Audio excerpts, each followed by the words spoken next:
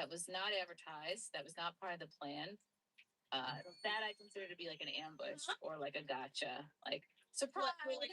Well, then why would you say, hey, like I'm waiting for a text from Brittany, and then I text you, and it's 40 minutes, and then on my end it says that you saw it by 11:40. Adam built a spit receipt, and I showed that when I was talking to Nina because she was asking, "Where am I?" I'm like, "Well, she saw it." Brittany, I don't think you did anything wrong. I think you covered this so thoroughly. So it sounds like you're like maybe sounds like you're getting defensive. You don't feel defensive at all. Again, nobody should. Well, I feel lied to, Chrissy. So I am because I feel lied to. I feel like I'm being told that, hey, well, one thing I didn't want to have you on. Then the other is, oh well, I didn't see it, but I saw the red receipt by like 11:40, and I had messaged Nina about it, and I showed this on stream as well. I was trying to wrap the stream up again. Like I try to not go more than 90 minutes on my interviews.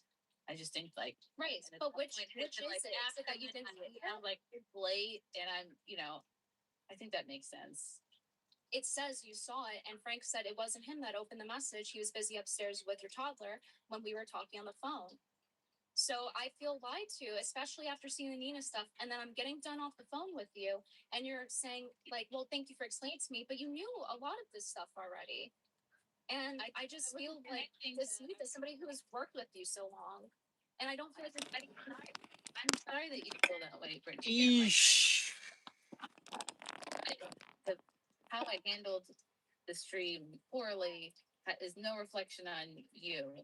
And I'm even just as we discussed, you kind of framed it that way. Yeah, I'm sorry if you got hurt. I'm sorry if it's been a really bad week for me. Money, I love you so much. It seems like a lot of people have sort of been damn it, dude. Crossfires of this, so it's you're not really responding to what I'm saying. Yeah, I understand that, but I'm asking you, like, hey, then why was there a red receipt by like 11:40 if you didn't see it? And I'm Money, not Mama, I know, I know. Okay, I do. Let's try to resolve this. Like, I need honesty, and I'm asking you, why are you saying you didn't see it, but there was the red receipt? Yep, I hear you. I'm sorry you feel hurt by that. I think it was just too late in the stream. I was trying to wrap it up. Please stop. So did you see? Don't touch anything. That's what I want to know. I can't touch anything. Ambushed. So you did see it. By the time if we wrapping the stream. So yeah. Okay. So because I need honesty to like have the conversation. So I know it doesn't make sense. How does that seem like a legitimate apology? She opened the show with "I'm being bullied." Who the fuck is the bully then? What kind of apology is that? I am the victim, everyone. I am the victim because I'm a mommy and I chose to have a kid. I'm the victim. But like, it's not our problem that she had a kid, that she opened her legs and had a kid. It's not our problem that she has cognitive issues because of that child. It's not our problem. And people will be more than willing to help her and support her if she actually supported what she said, which is free speech, and was honest. But she was caught in the lie and then doubles fucking down and comes at me.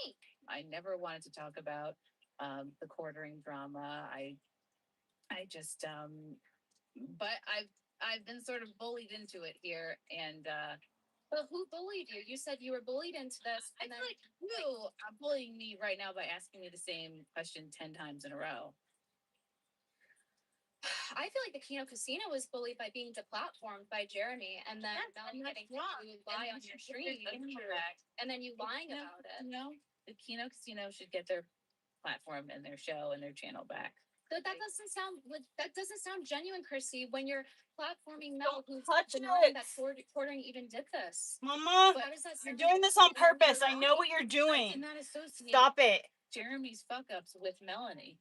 I did not want to ask Money. You're doing this on purpose. It's on my screen here. Stop.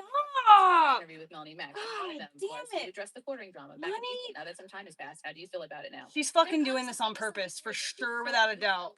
She knows that when she messes with the cords and stuff, I freak out and basically do whatever she wants. Because I don't want her fucking my shit up. Well, that's how any rational person would observe it. No, I'm on a phone call with her hour and a half before this, trying to explain to her why grifting off of a fucking fake apology is not a good idea. I helped her when she was a small channel. So this is how it ends. Jen Cook with the rage quit. You and your other friends told her to do the right thing. She chose to run. You telling her that you don't like being lied to is bullying, apparently. Yeah, I'm being bullied. Casino wants on. So if you believe in platforming them, you can. It's your choice. But I just don't think that things are actually being acknowledged, and it's a bunch of I feel and like I'm being bullied and stuff like that. And that's what I'm saying. And I don't think it's good faith for you to say that, oh, well, I'm not acting friendly. I've been more than friendly and charitable. And I'm addressing the fact that I was misled and lied to, and then continue to lie until I back you in the corner and say, Chrissy, I saw you read it, for you to finally admit it. That's accountability. I'm sorry for that. I'm sorry that it was too late in my stream to have you on. I'm sorry, like that. See, non-apology. You don't know how to apologize. You don't know how to acknowledge what you do, Chrissy. And you benefit and make money off of being free speech. And I'm not forcing anybody to send you a super chat and be like, I'm really not. Okay, well, I might do a whole nother thing addressing this. Let's see. She's running the Jeremy. She's doing the same shit he's doing. No accountability, nothing. And I wanted to connect with my friend about my conversion, which I was really excited about. It's going to upset you that I'm not here to apologize for having my friend Melanie on to talk about my conversion. I am sorry. But I'm thinking I'm just talk to her about what I want to talk to her about, which is my conversion, which is not something I have to like research. I just went through it. And so I'm really sorry I didn't have as much time to do internet research before interviewing my friend about my conversion and her wedding. My job that night, Brittany, was to talk to Melanie about my conversion and her wedding and Catholic stuff. My job that night was not to press her on the quartering because I did not link her with the quartering's drama. How can you be on this platform and you had money off of and be free speech and say that? Lindsay, I had my friend Melanie on to talk about my conversion and her getting married. I did not have her on. I did not have her on to talk about deplatforming. Thing. It's not even an apology. You said it yourself. If you were wanting I'm not going to apologize for having Melanie on. No, she's my friend, and I had her on to talk about my conversion and her marriage. No, not the stream I did with Melanie was to talk about my conversion and her getting married. Moped Mike, the bleeding is demonic. Calling it out isn't gossip. Okay, thank you guys. Josem, you had Coquita on to lie. Seems like you two. You guys have to spell a little bit better. I love you, Chrissy, but Mel is a snake. She laughed at the casino being deplatformed. Okay, Melanie, I guess it's only a matter of time before my friendship with you falls apart, I suppose. She should have just said she lied about seeing your text because she wants to protect her friend from getting humiliated. Easiest apology ever. And that's what I was saying. I 100% agree. I would respect it more. I gave her so many chances to come clean. So many chances. I directly confronted her with that. I saw that she saw it. Lying, it's giving narcissism. It's like I can do no wrong. Actually, I was stressed out with a toddler, so actually you have to let everything slide.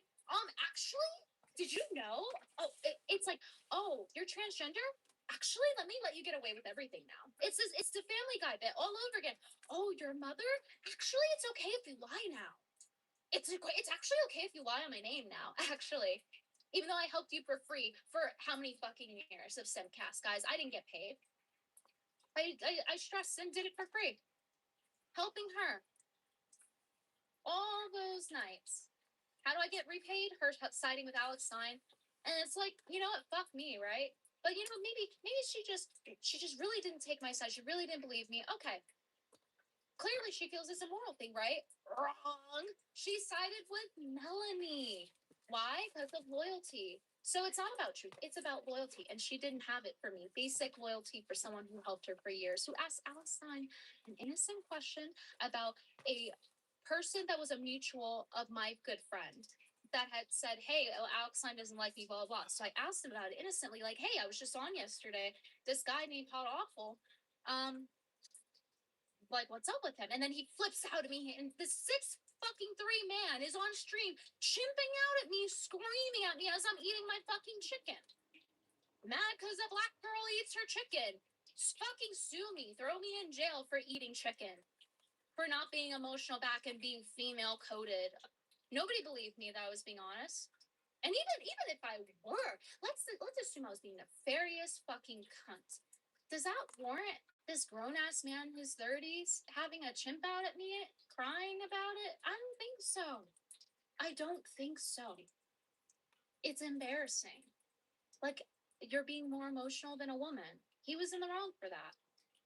You know, and I did not intend. To this day, I stand by. I did not intend for him to freak out like that at all. I did not have bad intentions.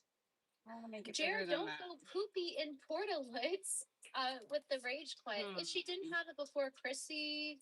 Oh, it's moving. Chrissy definitely has panic diarrhea. Humana. She has 2 diapers to deal with. But hey, she got the diaper money. That's all that matters is the fucking diaper money, right? Swipe it up, Janny. Swipe it up, mommy Janny. That's what it seems like. She refused to be honest, so I'm not going to assume good intent from her. I'm done. I am done. I refuse to be told any longer about how I'm the fucking villain. I don't give a fuck. Potentially criminal with the rage quit. You did a great job. I'm glad you still showed up and confronted her. And guys, I told her on the phone because she was on. Mama, I love you more than anything on earth. Chrissy, but you're got you think that that's gonna happen? And I said, Chrissy. All right. I said, Chrissy. Dude, I want If you this send me bigger. the I need link, this to be bigger. I'm going to join too it, and close. talk about the Jeremy stuff, and I'm going to ask you and talk about the same things I'm talking to you on the phone about. If you send me the link, literally needs to be bigger. that is what I told her. How do I make it bigger? Like, why reward the fucking behavior? She's not willing to rectify anything. This is an explanation, not an apology. Well, you know what? Enjoy having Melanie back on some more. Your friend who apparently, according to Chrissy, misled her. Right? That's for them to hash out, though. Madam of Arkham with the rage quit. Thank you. It was great how she was using selective super chats to swipe at you. Yeah, then she stopped after I called her. Really, out. those are the only 2 freaking options I get? Here's the thing. Even if you say, well, you know what, she just picked the highest ones. The entire chat was banned. Anybody supporting me, like that entire chat, like before the stream, guys, when it was loading, it was nothing but fucking oranges and people commenting on my side. Then suddenly, it's nothing but Kid Brittany. Huh, that's very telling. It's almost like intended to demoralize me and to gaslight me into thinking that I'm the crazy one, that I'm the one in the wrong. V4E9S 5000. Great job, Brittany. Thank you. I appreciate that you guys are so supportive. I really do. This is really the only time online that I feel like, aside from maybe like the Eliza Blue thing, that I feel like online I've had a lot of support. I'm usually I always expect to be on my own with things. So even if the chat was against me, at the end of the day, I'm still doing what I feel is right. But I do appreciate the support nonetheless. It is nice to have it for a change. DJ Fahrenheit with the pack it up. Not what the frig? Her credibility and career. You tried, it didn't get unnoticed. Go unnoticed. Yeah, the co-host. What was her name? Kimberly. She tried too, and I appreciate her trying. I do. You know, this pregnant woman is having to like sit in on this, right? Like this very pregnant woman. You want to talk about pregnant brain? Well, Chrissy's blaming on mom brain, but this pregnant woman seemed pretty sensible. That was on Miss Kimberly. So what's the excuse? Yeah, poor Cherry had no idea what was going on. I don't know who she is. This is as big as I can get it. If she felt uncomfortable having to sit there, I hope maybe it entertained her on some level. I don't know who she is, but Chrissy should have just had, honestly, Chrissy should have just had me and then maybe like Camelot on or something like that. I wouldn't have mine if Melanie was on either. No, you guys don't understand the importance of being lied on. It's not just about me, because I see people saying that. It's not just about me and her lying on me.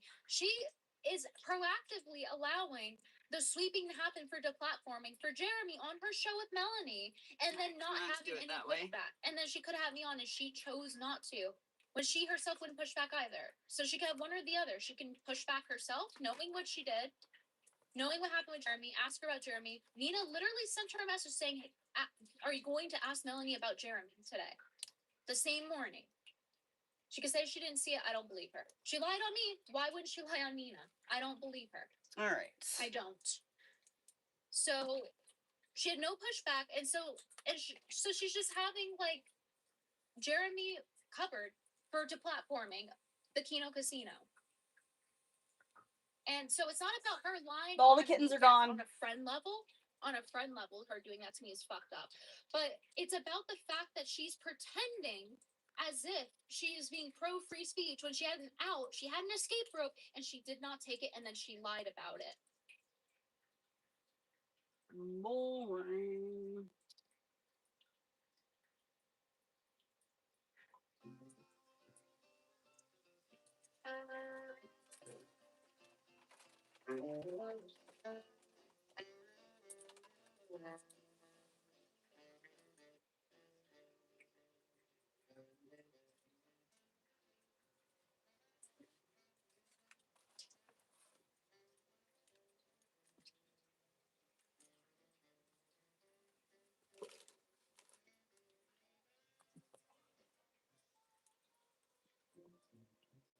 As soon as I turn my back, she's immediately fucking with the projector. I love you so much, but you gotta stop fucking with the projector.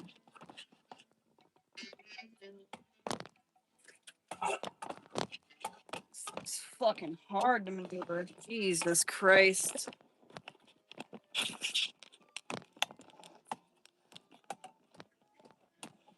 Bro. Fuck all you guys. Get out there.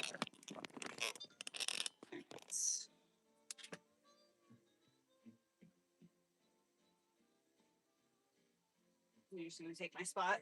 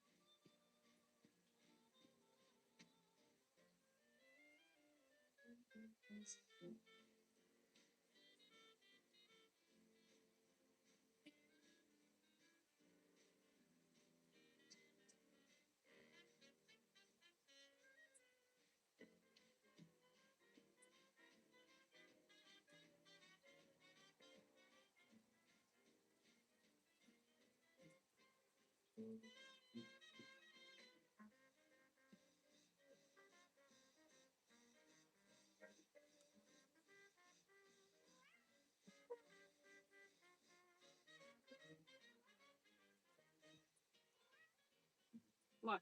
I know, Mama. I know.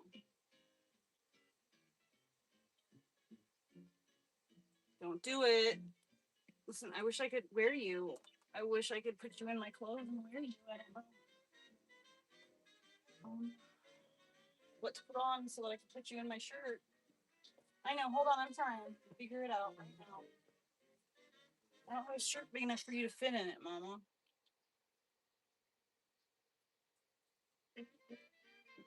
I don't have anything for you. I'm sorry.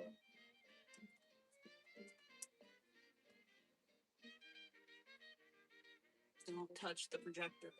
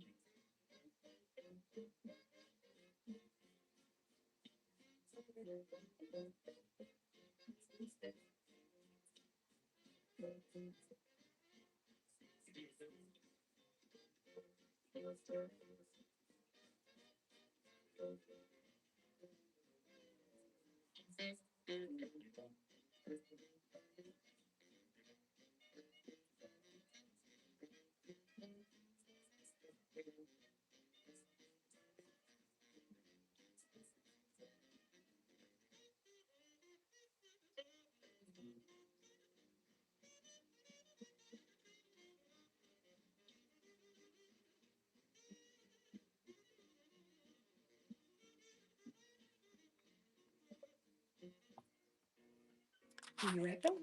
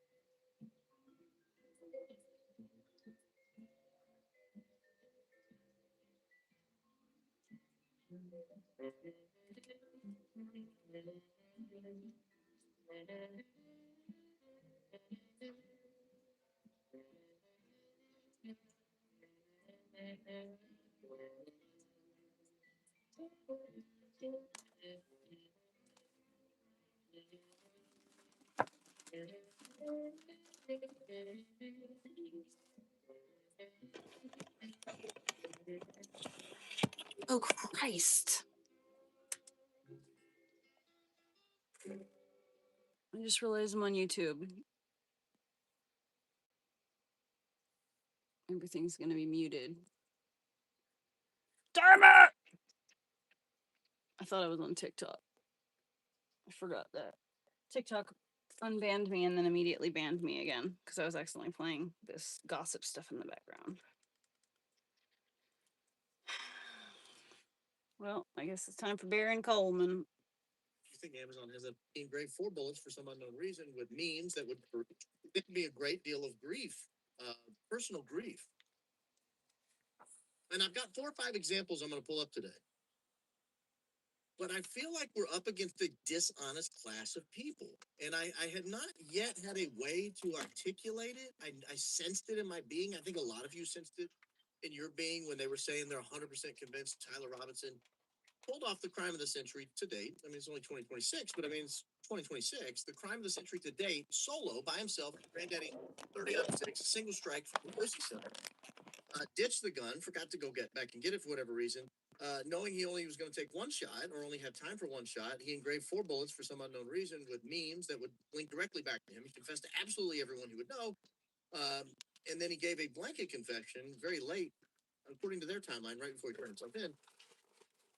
And in the meantime, they disregard the fact that the last 12 to 15 months of Charlie Kirk's life had been fighting our greatest ally, had been staring down a foreign adversary and all of these things. I tried to point it out on my timeline. That new all of these things were taking still. place. All of these things were It's on building that up. shelf. Parallel to what the Fed sloppers want us to believe is Tyler Robinson planning and executing this by himself.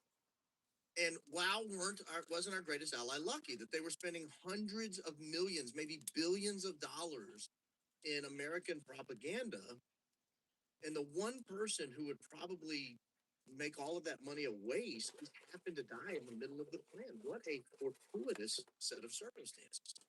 And so I was going through this scenario in my head, and I was winding through this and thinking, why is it that people on the other side just refuse to see it? Well, when we came across the video we came across, or the documents we came across that itemized the video, if you didn't see Thursday's show, you're going to need to see it to understand a lot of what we're going to talk about today. I don't want to go back through all of it just to set it up because it's a half-hour show. And I don't want to do a 3-hour show. It's sick. But we have we discovered that the video showing the 6:25 p.m. Miranda time is identified in court documents as having taken place in Washington County on the evening of September 11th. That's debate stamp number 3996. It's inconceivable to me. It would go. Guys, don't let me forget that I need to get a Depop account. That video would include 2 different videos. So I need to get a Depop account. You just wouldn't do that in Discovery. Each video gets its own bait stamp. That's the nature of bait stamp. You do that so that you can identify source documents. You wouldn't say, well, here's a compilation video, because then you would have to describe, okay, well, from minute 12 to minute 17, that's in Utah County. From minute 4 to minute 12, that's in. Let me see if my doggy wants to come. Where was minute 0? I mean, you wouldn't do that. You just wouldn't do that. You would each, that's the whole point of bait stamping. Each source gets its own number. It just does. That's all there is to it. And so we discovered what I thought was pretty bulletproof evidence that Tyler Robinson was Mirandized at 6:25 p.m. on the evening of September 11th. It was cut and dried. I didn't think there would be a lot of pushback. What I expected to find were people on the other side saying, well, that doesn't fit with our narrative, but let's consider it. Let's reevaluate and perhaps, I almost expected them to say, well, perhaps he still had his phone for whatever reason after he was Mirandized. He was not under arrest.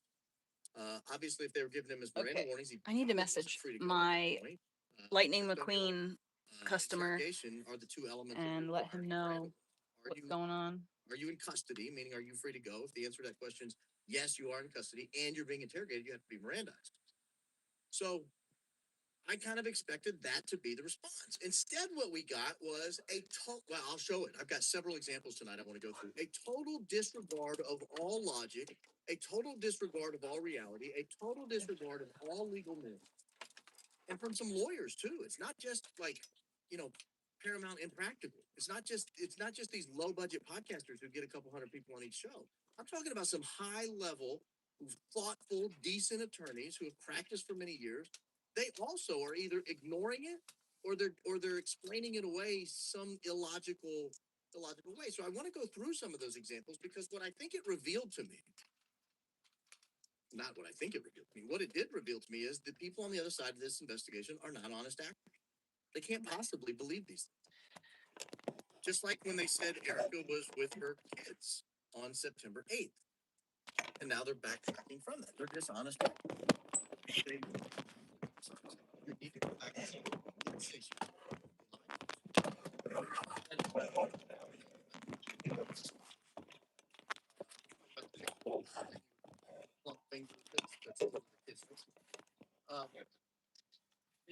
We were misled and we apologize. But there's no humility. Like tonight, one of the things I'm going to do, I'm going to correct. Okay, I'm coming, baby. Oh yeah, duh. Put this over here. Now I leave everything. Duh. Correcting that error. Because I want to be accurate. I want to be right. I want to build. Hold on, Orly, I'm coming. Build credibility with people who follow the show. When we say something, they're either right or we believe we're right. We're not BSing you to advance a narrative. And I've begun to believe that people on the other side of this are BSing you because they want to push a certain narrative. Oh, before I get into all that, say goodbye.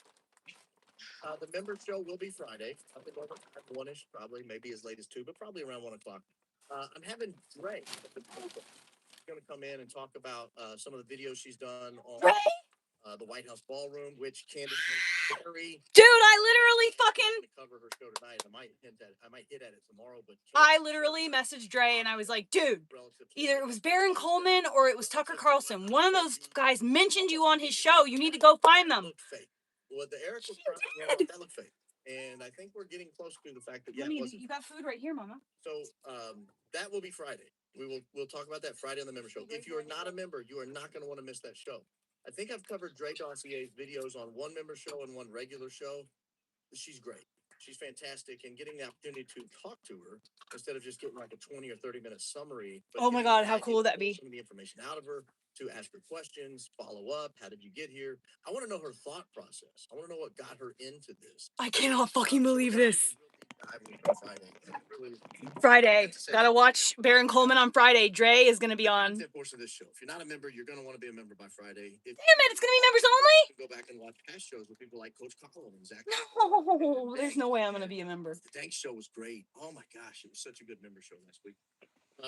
Anyway, let me get. All right, so now meat of the program tonight because we need to find our colors. What we have here. I guess I should move the fucking tripod back over to the other side of the room. Actually, see, I hate living in this bus. I'm so ready to have a fucking house for at least a year. I want a house for at least a year, and if I could have a house for a year, give me enough time to work on my bus and make my bus a better place for me. Okay. And it's a dark brown. It's frankly concerning. It's frankly very concerning. Medium brown. Get my calendar notification out of the way. But like that's more like it's as big as you guys can possibly see. I have exactly the right colors. So just to clarify, just to remind you. All right. So what we covered last week, or I keep saying last week because last night we had the thing on. What we covered Monday. That the oh my God, yes, sir. The exactly the right video colors. month 39.96, based on 39.96. The darker was revealed reddish brown recently to have been recorded on September 11th. Light. We then went back and looked. Well, has this 39.96 ever been referenced before? It has been referenced back in. I hate it when the colors look different to me. They're not different. And that 39.96 that had been discussed. And then I need light brown. So I think I'm gonna have to go in my storage. No, I don't really like marijuana, but I do consume cannabis for my That's the setup.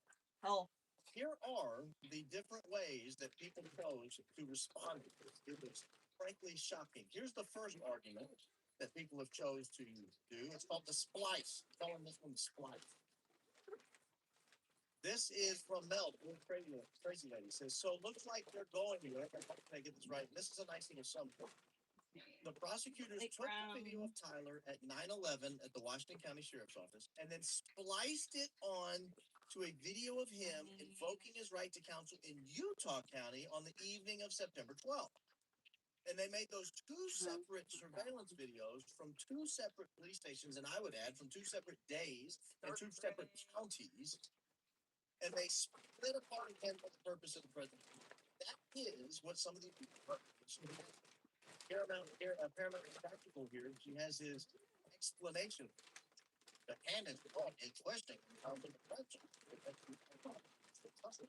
7:25 p.m. 11. I don't think we're twisting ourselves in the mouthful. Evidentiary. Here's another person, Trader Joe. Oh, wow, so close. You found two clips stamped R1 and R2, both 39.96, and declared them the exact same video. Newsflash, detective, in discovery, the R1 is the prosecutor's intentionally edited 25-second clothing snippet. R2 is a separate export that actually contains 365 Miranda invocation. And this is where they're wrong. Different substances equal different productions. That's not true. That's not true. So what they've done is they're having to ignore legal norms. These are people who either don't practice law or are being dishonest about how the practice of law is done. This is not the way legal practice is done. You would never take the same bait stamp video, label it something else, splice something onto it, and present it as one video. That would never happen. I've never seen it happen. Let me say that. And I consulted many lawyers before going with that Monday. They all said the same thing. 2 different counties, 2 different days. No way you would do that the same day. Absolutely is going to happen 100% of the time. So I was confident when I came in and explained that on, but this is argument 1, the splice. They're telling you that they combine 2 videos into one video. That's argument 1. Here's argument 2. The second argument, I'm going to call the argument. Here's argument. This is argument 2. That was on the 12th. This is what the motion to exclude cameras document is referencing. The interrogation occurred on September 12th. Barron scammed all of you again. But then he doesn't provide any evidence that that's the case. I read this whole thing. There's nothing that says that this was September 12th, except it said on.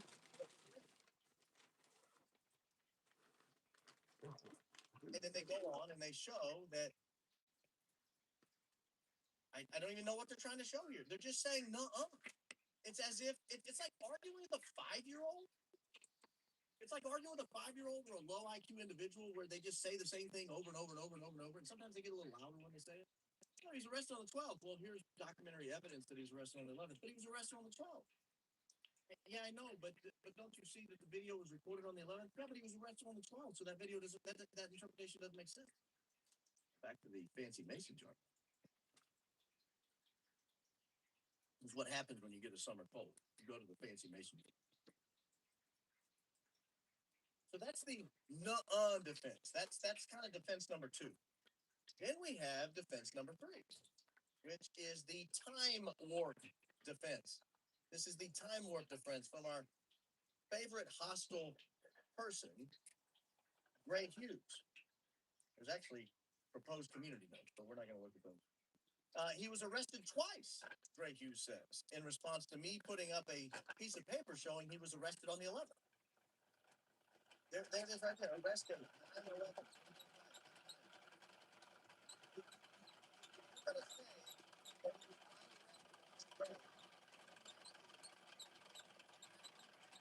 Talk around this document, you have to explain this document, or you just have to ignore this document and hope nobody brings it up. A lot of them did that. I know, Mommy, I know. This inmate booking sheet and probable cause statement were floating around, and they just didn't address it. And this I'm coming, Orly. I forgot about you. He was arrested twice. Detained Get off the in dog's Utah bed, County, Mommy. then arrested by Utah County when they took you into custody. How are you still not aware? Well, I'm not aware of that because that doesn't make any sense. He wasn't detained in Utah County. He was detained in Washington County, where he was arrested at 10 p.m. Dog, let's by go. Brian Davis. Come outside inside. Utah County. I mean, it's all. You were just literally crying right outside. Come in. That's probably what the community knows. All right, well, the door is open for you. Come inside. And I'll call this the time warp doctrine. Door is open whenever you want. We have Come on in. We have the defense. You're arguing like a 5-year-old.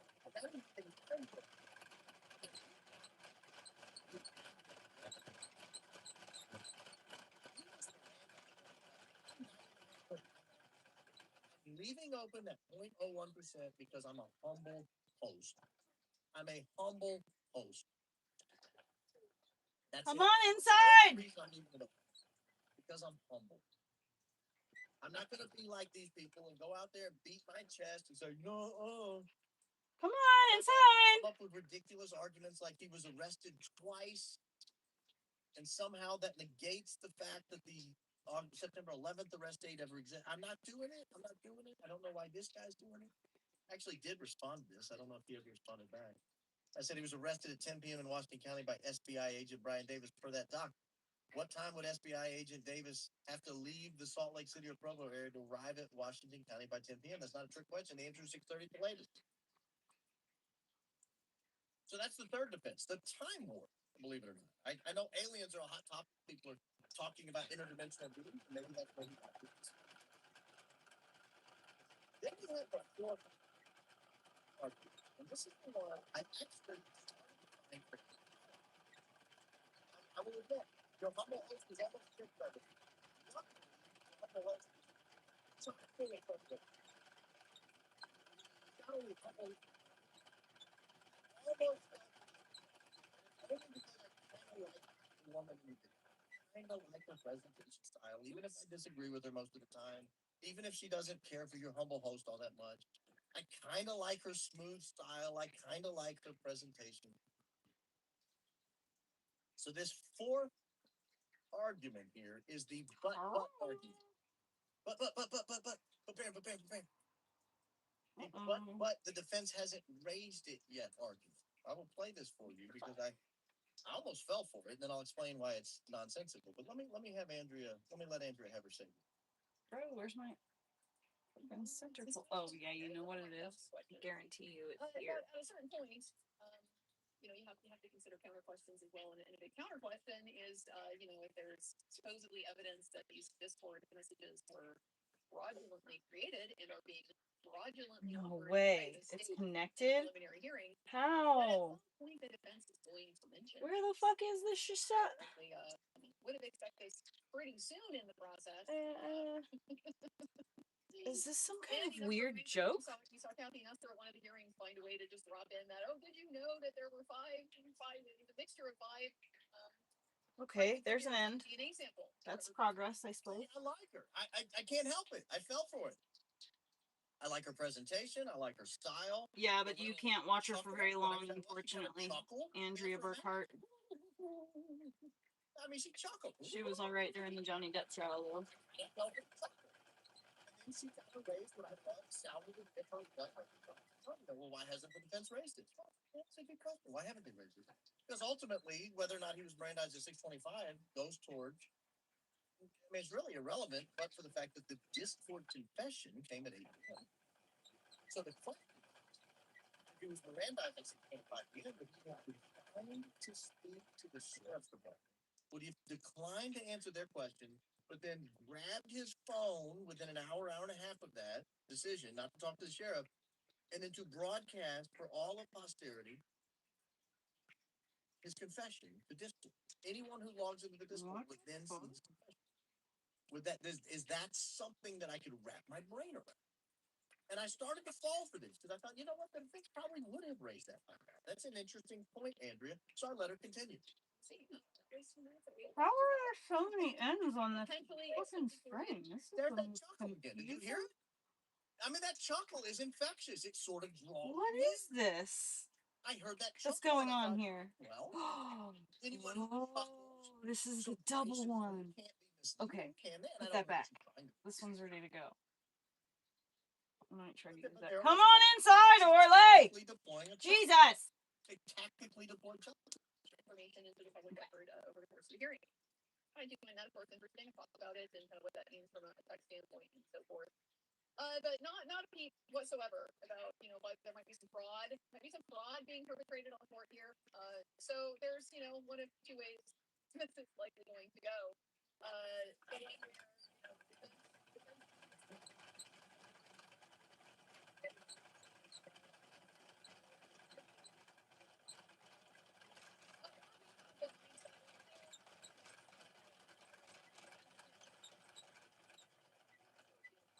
In fairness, can't say that there's never been a case of a defense lawyer. Orley, come inside! Come on in! Let's go! Come on, dude! What kind of defense the attorneys are going to put on by getting something how they've done it. And, why am I doing that? Almost zero concern about the effectiveness of counsel that have been pointed to by the Robinson. Okay. And it's largely on the strength of. All right, back to it. Now that we've got all the colors we need in hand. Well, I tend to agree with the latter. So we're gonna do. I think it's this one. Kind of nonsensical. This to suggest that the defense is working against Tyler at this point. I think they've done a pretty good job. Are they the most? Are they the freaking dog? He is such a attorneys you've ever seen in court? Do they look like Hollywood actors? Come on, let's go. Most lawyers look like normal Come people. on. Normal people with Are you hungry? Let's go. Specialized training in trial. Come on. Trial practice, appellate practice, whatever. And Come so, on. probably the door is open. Let's go. Is a trial tactician. He'll be the one architecting the defense. You probably have an appellate specialist, an appellate expert who knows Utah appeals better than anybody else. That person will be there to make sure the record is clean. appeal in case you lose, to give your client the best opportunity possible to be springed by the appellate court system, maybe even under it's dying. practice as well under their belt. But it was the first part of the argument that I almost started to buy. So I had to really dig because I thought, I don't know what the standard is in Utah. Luckily for me, I found a statewide association of prosecutors and public attorneys presentation on best practices for preliminary hearings. Because I started to buy what she was saying. And I thought, oh, well, let me read this. And I did. I read the whole thing. And it was here buried in... Orly, do not sit outside and moan and groan. Come on in. I overcame the burden of her chuckle. Her chuckle had me in its grasp. It was holding me tightly, and I was able to kind of wiggle my way free right here because of bullet point number 2, state versus 2000 Utah Appeals 159. I swear to the Lord in heaven, Orly, come inside. But, quote, when faced with conflicting evidence, the magistrate, meaning the judge weighing the preliminary evidence, the magistrate may not sift or weigh the evidence, but must leave those tasks to the fact finder. So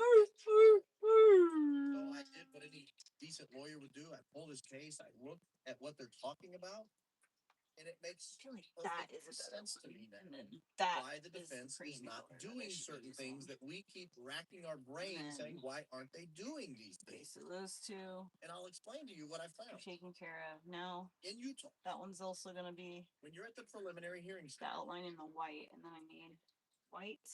The court is not permitted to sift or weigh evidence from the defense.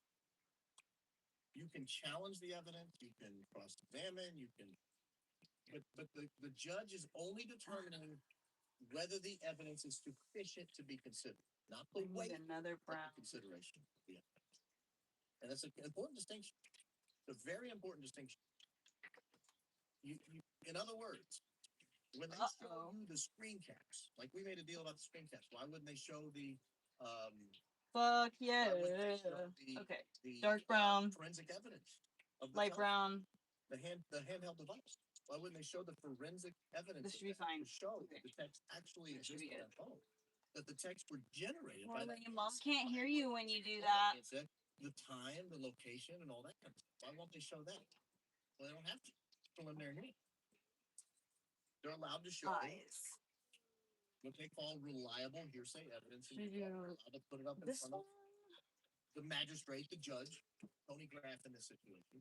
Just stand outside and whine. That's definitely, I came out to get you and you just didn't want to, so I don't know what you want me to do. And the judge can say, yeah, but it's sufficient. I think I'm going to do this for the one. purposes of this hearing. Slightly darker. Because all they're trying to do is determine, is it credible that this guy can maintain a eyeballs? Is it credible? In other words, are we going to be laughed at by later courts that we let this We're not trying to case in the preliminary hearing. They're just determining, is it real evidence or is it fake evidence? Got his top part. I got his bottom part. Okay. Now I need his nose, which I need a darker paint. I guess by writing, but my guess is it's going to be Lance's testimony. And Lance is going to say, yep, Zealous Monkey 5539 outline. That was Tyler's hand. That's how he chatted on his Twitter.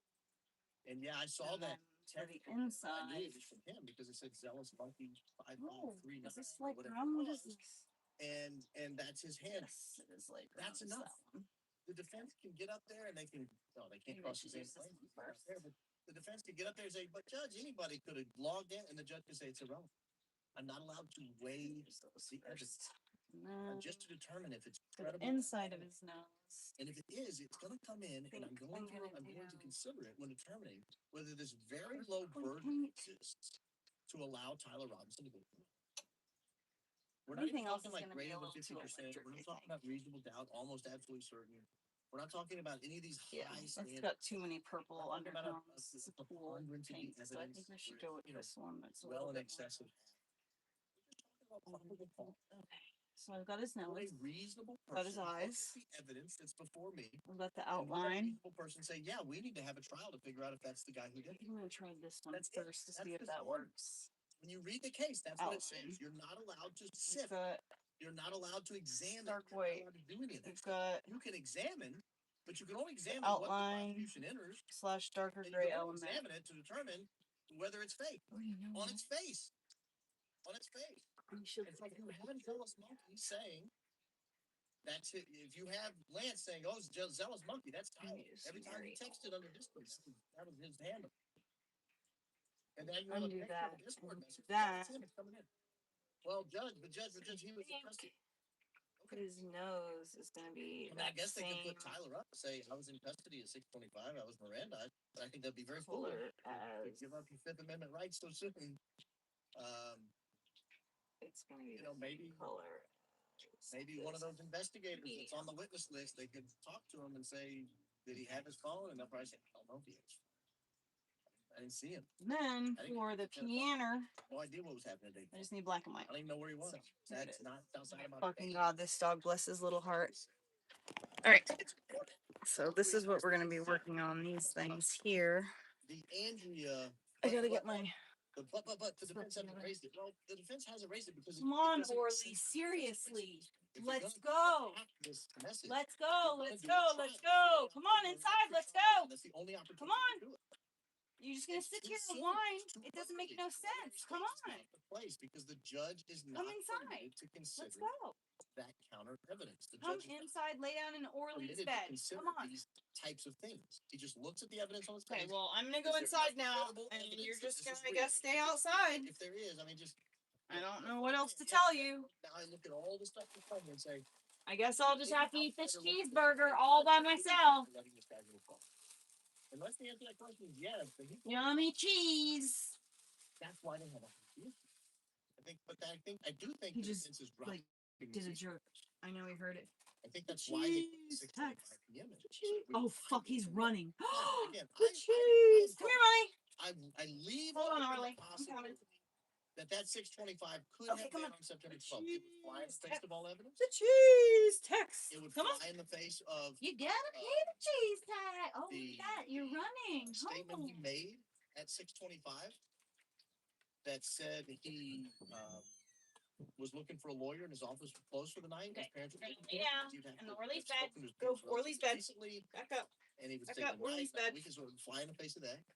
Orly's bed. Keep going. Fly in the face Almost of there. the local community. Orly's bed. Load up. Tyler Robinson is turning Orly's bed. 7 o'clock. Text messages were going around saying. Okay, I just gotta make sure I can't give you any of these Would fly in the face of the fact that the arrest onions or booking whatever. sheet says he was arrested by Brian Davis at 10 p.m. Cheese. That he was the arresting officer and that he was arrested at 10 o'clock on September 11th. And Brian Davis would have had to drive 3.5, 4 hours to get there. So Tyler Robinson would have had to make himself known before that, so they would know to There you go. the Salt Lake Good boy. area and start heading down. Let on. Just so that it would Do I have a drink over here? Yeah, I do. Find it. Someone's running for that song cheese tax. Being wrong. All right. Distinguishes your humble host from these people on the other side who are not. I really don't feel like tufting tonight. They're committed for reasons other than the pursuit of the truth. I think I did enough for this tonight. Let the dog I'm gonna work on the owl. For dogs, bad for fed sloppers, bad for humans. So that's the fourth one, the but argument. Now we have the fifth and worst argument. The fifth and worst argument, I'm going to call the roar argument. Like roar argument. This is the worst argument. My pants are FUBU. They're like 25 years old. And I'm going to put it up here with all its defamation in here because I don't really care if he defames me. He does it all the time. I could, of course, send him a cease and desist. I would, of course, win a defamation suit. I'm not going to charge him. I'm not doing that. But I'll put it up here with all its defamation in here. Proving, once again, oh, he's talking about this right here. This is the nuh-uh argument. He's bought the nuh-uh argument. Proving, once again, Baron Coleman is a grifting. This is going to look so good when it's done. Conspiracies that don't exist. Let me show you so you have some idea. Isn't it convenient? Oh, wow. Don't show the below. I'll show you the owl. Tyler Robinson in custody on 9/12, not so 11, at 0400 hours. It's because it's irrelevant. Obviously, this is the cat that I just put on the I showed a book canvas. sheet that he was arrested at 10 p.m. on And the then So the fact that he's still in custody at 4 a.m. on the 12th is not a surprise to me. In fact, this was the original drawing. This is a wood burning piece of art. This is what the motion. That's the original. Cameras document is referencing. And this is what I drew. Okay. And then this and this is what he can't be serious right now. He can't. it looks like on the rug, and I'm still carving it out. So it still has like a lot of work to be done. All this needs to be worked on. So I'm going to be carving it like you see here. It's kind of been carved a little bit where I'm making it 3D. Sheriff Brooksby's timeline is the only thing that supports he was Mirandized on the 12th and not the 11th. I love my school bus, but I'm ready to be in a house for at least a year. Brooksby's comment, and there's no I've been in the bus for 5 years without a bathroom or a kitchen. And listen, my sanity is at an all fucking about there. So I need to get out of the bus. I just have so much stuff, so much hobby stuff that I use to make money and stuff. So my house is a clusterfuck of hobbies and books and shit like that. So I can't do any work on the bus while I live in it. I want my cookies. And you see that he was arrested by Brian Davis of the Utah State Bureau of Investigation at 10 p.m. on September 2nd. Then any rational, reasonable person would start doing a little math and saying, how long would it take Brian Davis to get here? Why are you laying in his He got bed? there at 10, subtract 3.5, 4 hours. Okay, so 6:30, he would have been alerted and he would have been on his way. And so I double down. Yes, Sheriff Brooksby is the only thing that supports the 12th and not the 11th. Lay down right here. Brooksby's the only person, the only testimony that shows that Tyler Robinson. Some freaking fire peanut butter cookies. You remove Sheriff Brooksby from the equation, and it's I'm tired mentally already, but I gotta get work done. In I guess Hurricane, but Washington County. Wrong again, a crooked letter. I also need to You really do suck at lawyering. learn how to apply these tags. I'm hurt, Gary. I'm hurt. So I can send the finished rugs to the people that they're for. Representing a wide variety of people has been to impress Gary. I want to finish this one. Once I finish this one, all of them are getting sent out. In my life's mission, Gary, I'm just devastated. I'm devastated that you think I suck at lawyering. This one has to be in LA by the 21st. Lost the Gavin McInnes defamation case. There's your defamation. I didn't lose that case. Case isn't over. One of my like little old lady friends has a husband or a son who's like a movie director in LA. By per se defamatory. And he plays the piano, so I'm making it for him. I will if you don't believe me, get on Pacer, Gary. It's still quite active. I will direct your attention below to the screenshot. I will not be gaining any clout or any like page 5 of 9 of the search warrant. Like, oh, a famous director or something. Gary, I'm the one that found that affidavit. It's not like that. For the search warrant. Oh, Daisy, she found 16. Also, the last thing that I want is to go viral. So it's not that we suck at finding information. It's that we consider the totality. I don't want to blow up. Information available. If I blew up, I'd be so overwhelmed. Not just supported by the Sheriff Nate Brooksby timeline. I would go crazy, and I would ruin it. You low IQ clown. Sir, low IQ is my praise. You're not a low. I wouldn't be able to meet expectations. Then you become a full-time lying. I'd self-employed. Horse doo-doo peddling propagandist. So I want to work my full-time job, and I just want to do this on the side. Competence at practicing law. Again, per se defamation, but that's fine. I'm gonna let it. I don't care. I don't care what Gary in practice says. In fact, the only reason anyone even knows he still exists is because we cover him from time to time. If Candace never mentioned him and I never mentioned him, his audience would probably be a third of what it is, which is already very small. But again, if you look here, what he's talking about, this says he arrived at approximately 26 hours at Washington County. I need a logo. He was not wearing clothing consistent with the clothing. Yes, hold on. Let me show you. So, you know, I made 2 of them. That information that he arrived at 26 hours. I go back to Sheriff Brooksby. Do you think they just made it up? So, no, they got it from Sheriff Brooksby. I made this car for my son, and someone saw me making this I double, triple, quadruple. and was like, "Can you make Lightning McQueen?" The only reason. So I made a Lightning McQueen. The only reason that we believe. But because it's on a small scale, I couldn't detail the 95. It had to be kind of implied. Then I got an order when they saw me making that one. Someone ordered this one. That's Gary. But because they wanted theirs a specific size, it was large enough that I could carve out the 95 with my scissors, you know, make it 3D. He sucks in air, he blinks a lot. That's fine.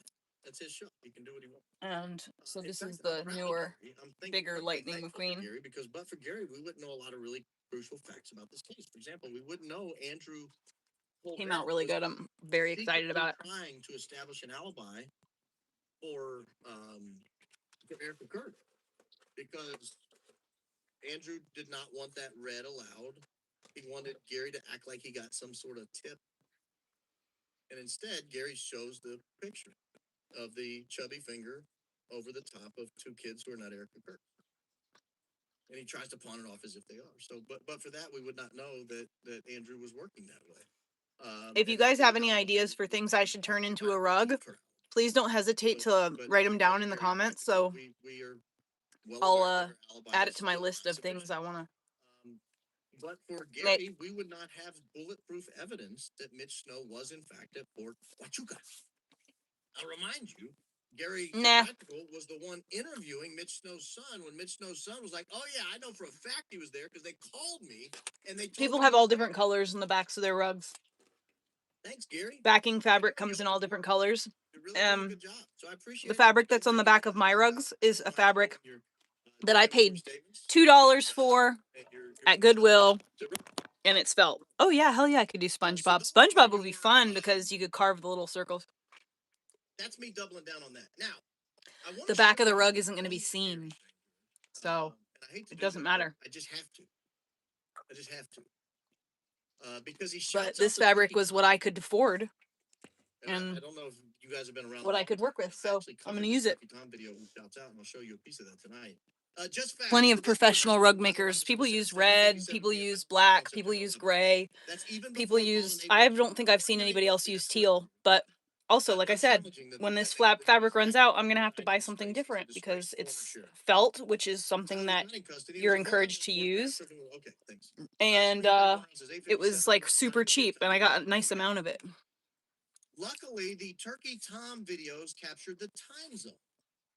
But yes, I could absolutely make SpongeBob. If you want me to make you a rug, find my Instagram and message me on Instagram. I require a 50% deposit, but because I'm still relatively new at all this, and regardless of whatever he who walks behind the rose says, I want to show you because this is old. This is the way that they do it. They literally just like hot glue it to the edge, and I don't think that's professional looking because you can always see a little bit of this peeking through. And so I have not yet mastered finish work, and because I haven't mastered finish work, I am not charging like professional prices. So really, I'm not really charging much labor cost at all, just the cost of goods that I utilize. So very cheap. When I hit rug number 20, which is actually coming up pretty fast, I'm not very far away, maybe like 6 more rugs before I have to change my prices, like I said. But yeah. But I had a different take. It was a truly fascinating video. Who could see the color teal and call it fugly? I don't get that. Google Trends analysis to see if we can determine one major fact. And I want to use common sense. One major fact. Was the person sharing all the images? I take personal offense to that because teal is my favorite color. And this is really pretty a really pretty shade. So you're just stupid. Really like the way that red and teal look together with like a little bit of gold trim. It's very like Moroccan or orange. Gary Practical still has not spotted it. That video came out in October. November, December, January, February, March, April, May. I guess you'll have to order one to find out, won't you? And Practical still has not figured out the guy was a Fed. He didn't watch the video. He wasn't a big fan of mine back then. I encourage you, Gary. I know you're watching. My house smells like amber and sandalwood. So I imagine it'll probably have I'll show you. essence of that. Where's my tea lights actually? Now that It you was can the moment bring it I up. realized the guy was a guaranteed, absolute, stone cold, I got a new 100% smell, so I want to try it out. and it's not even close. You can't even argue. Ugh. It's got roots in it. Well, I almost pulled a bear and showed you the side of my head. So it's Well, like no, amber, that's sandalwood, and a before little I bit of decided to go rose. to now. And I think I've there's done my another best thing, to but I don't provide remember what all it the is. information I'm able to share to the extent it The can girl be that made it, In my his neighbor. first message to me, this person said, "Hello, I just watched your video on the Charlie Kirk assassin Tyler and thought you did a good job. I happen to know Tyler. Thanks and for Lance in reminding real me life. to turn I that don't on. take a lot of pictures, so I Hello, can't my share it, love. but I am in Discord servers where both of them are. Guys. let's just All right, I gotta put yourself freaking in rig a the mask. mindset. Where would you interact with weirdos? You want to interact with weirdos. You want to reach out to weirdos. Where do you find them? You go to the local Latin mass? Probably not. Not a lot of weirdos. Do you go to, I don't know, you go to the public library in the nonfiction section? Probably not. Probably not.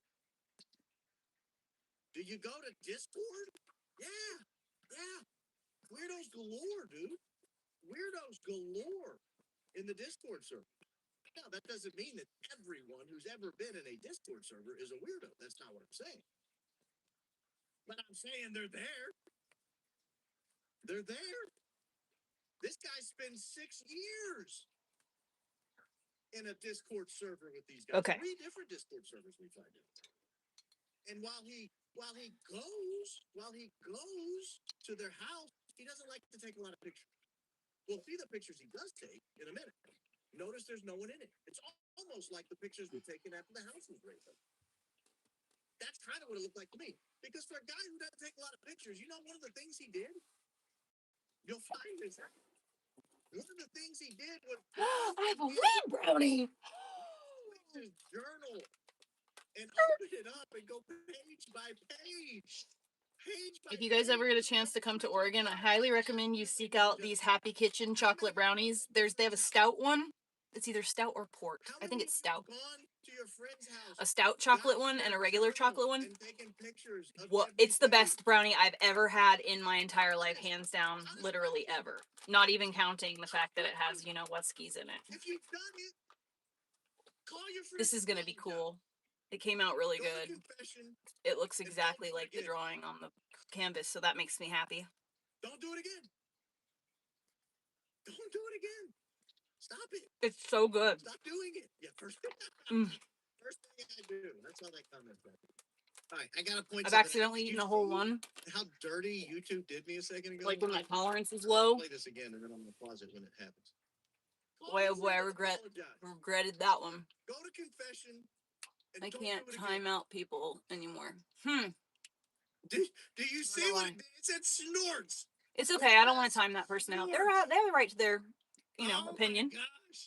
I only want to remove people if they are making overtly disgusting sexual comments. If they are too pushy about my kid, like, let me see your kid, let me see your kid. Or like, they're just like being a stalker. You know what I mean? If they're saying things in the chat like my personal information or like whatever, then obviously they gotta go. Screenshot, and then remove. I do have some pictures, but the pictures he takes, no one did the pictures. I don't want to go show the whole. Yeah, I don't like to. When I say, like, I mean it when I say that I believe in free speech. Everyone has the right to be a fucking retard. It's everyone's choice to, it's everyone's choice to be stupid in today's world. There's way too much information for you to gather today. It's just, there's no excuse for being stupid, So I don't have no sympathy on people who just who are stupid and refuse to do anything about it. I think I'll lower you guys too.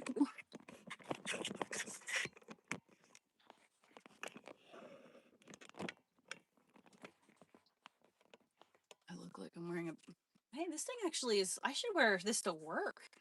A shirt like that. That would be nice to have my chest covered up so no fucking plants go down the front of my shirt, because when I'm weed eating, it doesn't matter what shirt I'm wearing.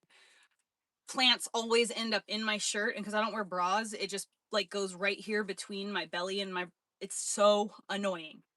And I'm sweaty, and so it sticks to me, and I don't like it. Okay, I need to possibly find something else to listen to.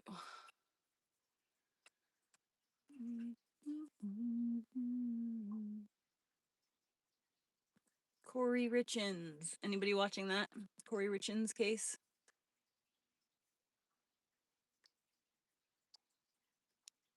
The following segment will make you sick to your stomach. Please, viewer discretion is advised. We're going into the quartering segment. I'm really enjoying this shit. Oh my god. By the way, Quartering we is told the you, gift that keeps on giving. we told you all how many doubters. Guys, you gotta stop. Skip. Now everyone's like, we apologize. We're hooked The best on segment. quartering. Yeah. Hooked on the pennying. We're high on believing that he is broke as fuck. He's broke fuck now. Let's go. So here we go. We're entering back into the poopy pants files, the diarrhea files. Stop. Under the Here we seats. go. Under the seats. He shits. It is always brown and stinky under the seat. To the best one is other streamers work like ants while I sit here shit my pants. That's the best line. That's so stupid. So here we've got another edition of quartering telling Melanie Mac about his bowel problems.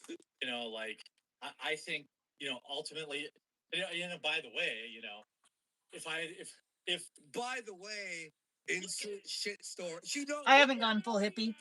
I can't stand the Grateful Dead. I don't like loud music. I don't like festivals. I don't like psychedelics.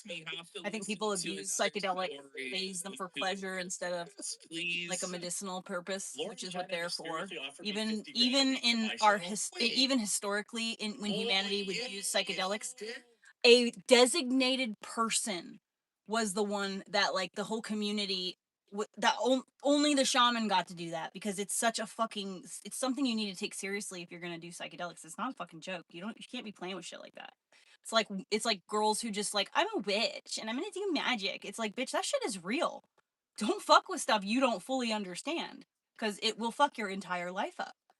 I don't do magic shit. I don't do, because I'm too busy. It's not my business. I'm not the one who was meant to study that stuff and practice it. It's just not for me. I respect it. I acknowledge its existence, but I choose to just not. So that's how it goes.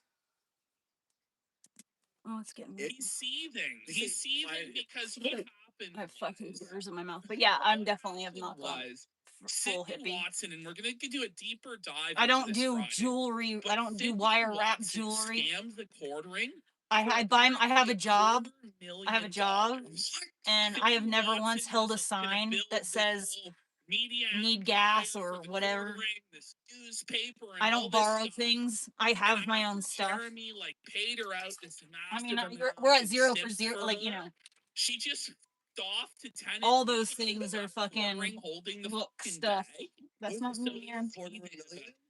It's That's what unfortunate they're saying. that They're saying it was- to be well, quartered. it's funny. people It who turns out choose he's to wasted $250,000 express a year on themselves supplies. visibly in the way that I choose to express myself $250,000 are fucking idiots. But that's why I quit. I used to do dreadlocks. I did dreadlocks for 15 years, and I had to quit doing dreadlocks because, dude, people with dreadlocks are fucking total pieces of shit. Pretty much all of them. Like, for real. And I was like, whoa, dude, like, I don't align with any of these fucking people. I don't want to be around these people. Man, I don't know what to do. I can't wear my glasses because they're getting foggy. And I would really like to use my glasses. Well, I'm gonna try anyway. But yeah, so definitely not a hippie. Sydney Watson, I guess, fleeced him People for that steal your wallet and help you look for it. No So thanks. $250,000 by I am a $250,000, loner. the quartering is being cut down to I don't have size. 12 kids that run Sydney around did barefoot. nothing but the nickeling. So, None of them have social security cards. Everything. Dog never even knows how to be on a leash. See a quarter. running around all the time, I don't know. fighting, tearing up All chicken these coops and has to be shit. a quarter pounders, quarter Fuck planets. the looks. He's like the Riddler, but for quarters. He's like a Batman villain. The women who are like in their 40s and 50s who get He's like dreadlocks 0.25. are all the If most Warren toxic, Buffett fucking mysteriously offered me psychotic 50 grand bitches for my literally show, ever. I- They're like Jelly Roll fans. You know what I mean? People who probably know the price of copper offhand. That's the kind of people who have dreadlocks. I used to think, oh, like ICP fans. It's Jelly Roll fans. It's specifically a Jelly Roll. But yeah, definitely not a hippie. I also think that Rainbow Festival thing is like awful, and I would literally never, you could never catch me in a place like that. Absolutely no.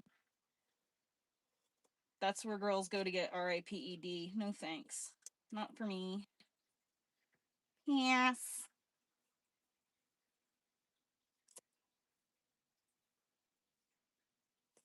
That'd be like as a single woman going to a fucking motorcycle gang fucking club. Girl, if you ain't shacked up with somebody, you do not go to a motorcycle club. It's a bad idea. It's a bad idea. Unless you want to get passed around, but you know, that's you, I guess. You want to talk about traumatization.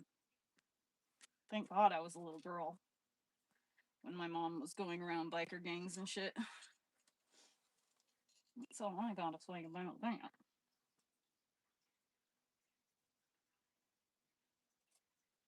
Nope. I just happened to have very fine hair that without dreadlocks honestly wouldn't grow this long. And so that's why I have dreadlocks, is because it is a protective style that has made my hair capable of growing.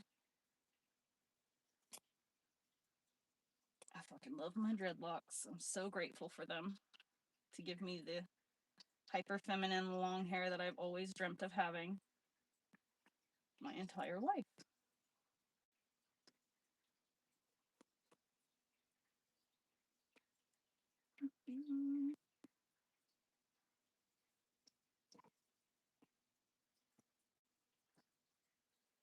Getting foggy.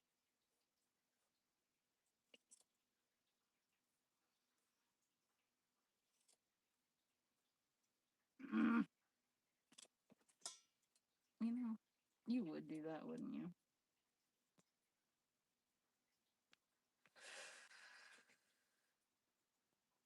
Fucking fogging ass bitch.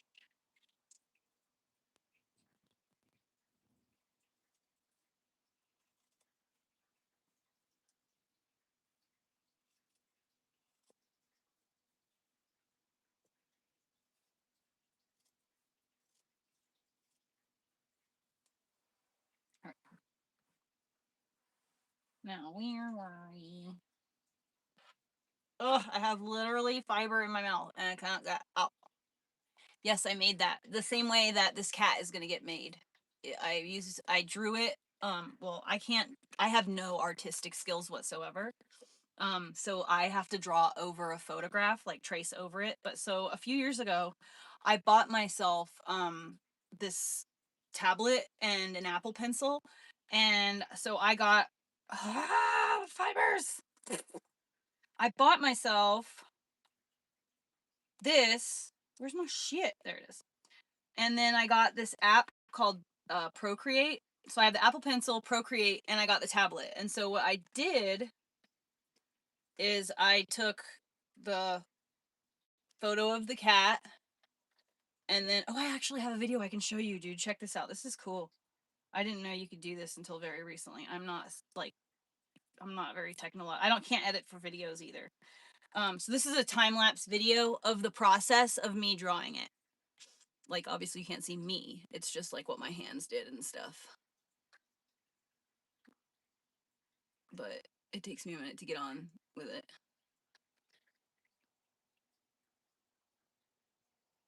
And then I just literally trace over the dark parts, light parts, whatever, and make a kitty. And I used to do this. I'll show you some other. There it is. And then that's what's projected up here right now. But so what I used to do back in the day when I bought this originally, I would take photographs of my female friends. Like I took photographs of my friends and turned them into drawings. Let's see, I did that one. And I was just tracing over photos, you know, like I wasn't even really doing anything crazy awesome, just tracing really. I did myself. And so anyway, when I started rug making, come to find out, in order to make the rug, you have to basically be able to do this, or it makes a huge difference if you can't draw to be able to do this.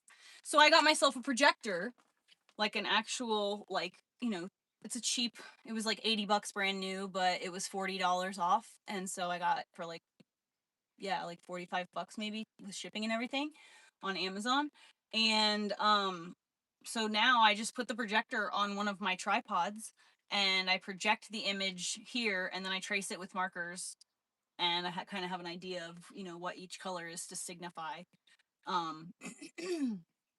And then I use a tufting gun and I turn it into a rug. And like when you first do it, the fibers look like the flowers. It kind of doesn't really make any sense. It's all one length. Everything is kind of like whatever. But when you are done with it, what I'm doing now, it will be like this. You see how it's like 3D, and you can actually completely see every element in like the great detail. It feels cool. You can feel all the 3D-ness. It's very nice. But so yeah, that's what I'm doing with this one. Is I'm making it 3D. So when you touch it, it all is like all the different colors are actually popping. Hello in Leeburg. Oh yeah, I have a dancing bear robe. I'm not really a Grateful Dead fan. I just my girlfriend, you know, I'm in Oregon, so like my girlfriend had a little business online where she sold Grateful Dead themed like everything, anything she could get her hands on. She was like crazy good at sourcing the most random shit. Anyways, so I needed a robe. She had robes for sale. I got it. It was cute and cozy. Um so I love it. I do love that robe, but I'm not really a Grateful Dead fan. Well, see, the actual artistry, I think, comes from this part, the carving. Um, it is very difficult to do it with scissors by hand. I actually have clippers. Everybody else on that does this stuff uses clippers, like, but I don't feel confident enough in what I'm doing here to take that big of a risk. So I would rather be taking twice as long and do it by hand and get a fundamental understanding for like why and how each thing it needs to be different, like heights and dimensions. And also I'm just gonna, like, this kind of goes for everything in my life. I kind of don't like machines. And so where I can avoid using a machine, I'm going to do it by hand, even if it's harder, even if it takes me way longer, and I'm using twice as much energy to complete a task. I will still do it by hand. I sew by hand. I dig holes by hand. This tufting, I have a machine for that, and honestly, I've been considering either finding a machine that is like gentler and less needing of tweaking, or finding one of those hand crank ones where you just kind of like hold it and it does exactly the same thing, just slower. So we'll see. We'll see about that. Oh, okay. So yes, I had some technical difficulties with that one. Here, it's here. And I had to stop making it and I have to start over because I just don't think this is going to actually turn out. Like, I don't know. There's just something about it that I don't know. I don't feel like it's going to turn out good for some reason. But now that I have a little bit more, I've done a couple more rugs, I might be able to come back to this, because looking at it now with refreshed eyes, I kind of see what I could do. So that's kind of where we are on that one. So I haven't forgotten though. I look at it every day and think about it. But I've been thinking about starting, like I said, starting a whole new one. Could you just find an image that you like and send it to me? Put red around it. It's already tufted and glued and stuff, so it's already got the backing on it. It needs to be cut. This is what it looks like before it's been cut. Everything is all one length. The black is the same as the color of the thingy-mabobbies. You know, looking at it honestly, it does not look that bad. I mean, it looks jiggy-jaggy because it hasn't been carved yet, but maybe I should work on this for a little bit. I don't know, I'm gonna stare at it for a minute and think about it. But yeah, I got really overwhelmed and I was just like, I can't do that. I can't give that to her. It's not going to be nice. And I want hers to be nice. Like, she's like one of my most supportive friends and I've known her like the longest. Like, I can't send her crap, you know? That's just been like thrown together.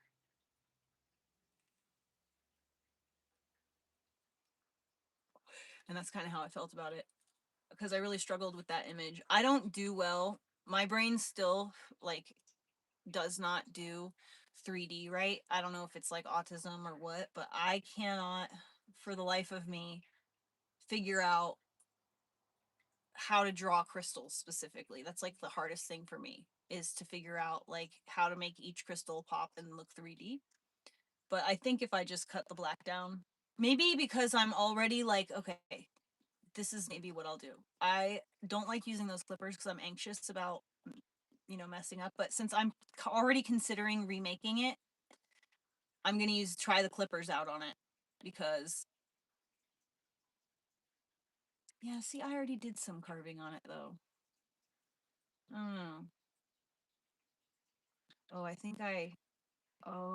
yeah, I think what might have happened is I used the clippers on this to take the height off of it and it took too much. And now I really don't have very much to work with when it comes to trimming it down, because it's already been. And I decided in that moment, when I remember this now, this is when I stopped using the clippers to trim. So this has not been trimmed down at all. I have not made everything one length yet. And I don't honestly intend on it. I'm just gonna do it all by hand. So this is, I think I've trimmed this down maybe a little with the scissors because I cut the edges. But none of this has been like lowered at all. Usually when you tuft the rug, your very first stage after doing the back, when you're coming to this carving stage, is to take the clippers and plane everything and make sure that the entire rug is the same height. That the pile is all equal, because I don't know if you actually can see this, but these different one, they're actually different heights. The pile is actually different heights. So it's kind of got a little bit of a 3D-ness to it already, because, but even here it does, because it just doesn't really, it's not perfect. It's going so fast when it cuts the string. It's kind of like off by a micromillimeter and a micromillimeter there. So it's not perfect. So making it all one length. But what I like to do is leave it all, now that I've had this experience, I like to not do that at all, not plane it, and then just go in with the scissors and carve it with all of the length. And then while I'm carving it, if there are places that are just like overly long, I trim them down. And then it turns out, because I don't know, I have like a kind of a knack for it, making everything the same length when I want to. And so I don't have to like worry about using a machine to make it perfect, because I can just make it like that pretty much on my own. Yeah, so I've seen that Dark Star, is it Dark Star Orchestra maybe? Um, I've seen them, and what made me 100% stop listening to that music, the Grateful Dead specifically, is I'm not very easily hypnotized, and when I take substances, especially like MD, you know what ski, MA, or LS, you know what skis. If I take those things, have always been the mother hen of my friends group, and therefore I can never fully just let myself go. I am always on alert, watching what's going on, whatever. Anyway, so everyone's around me is, you know, in their own little world. These fibers are killing me. It's like cat hair or something.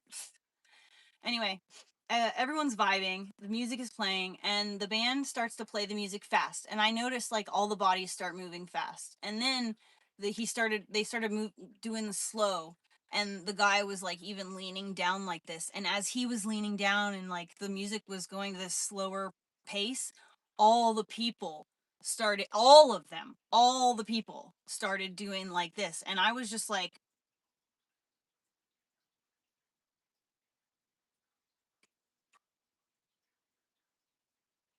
all these people are fucking basically hypnotized right now.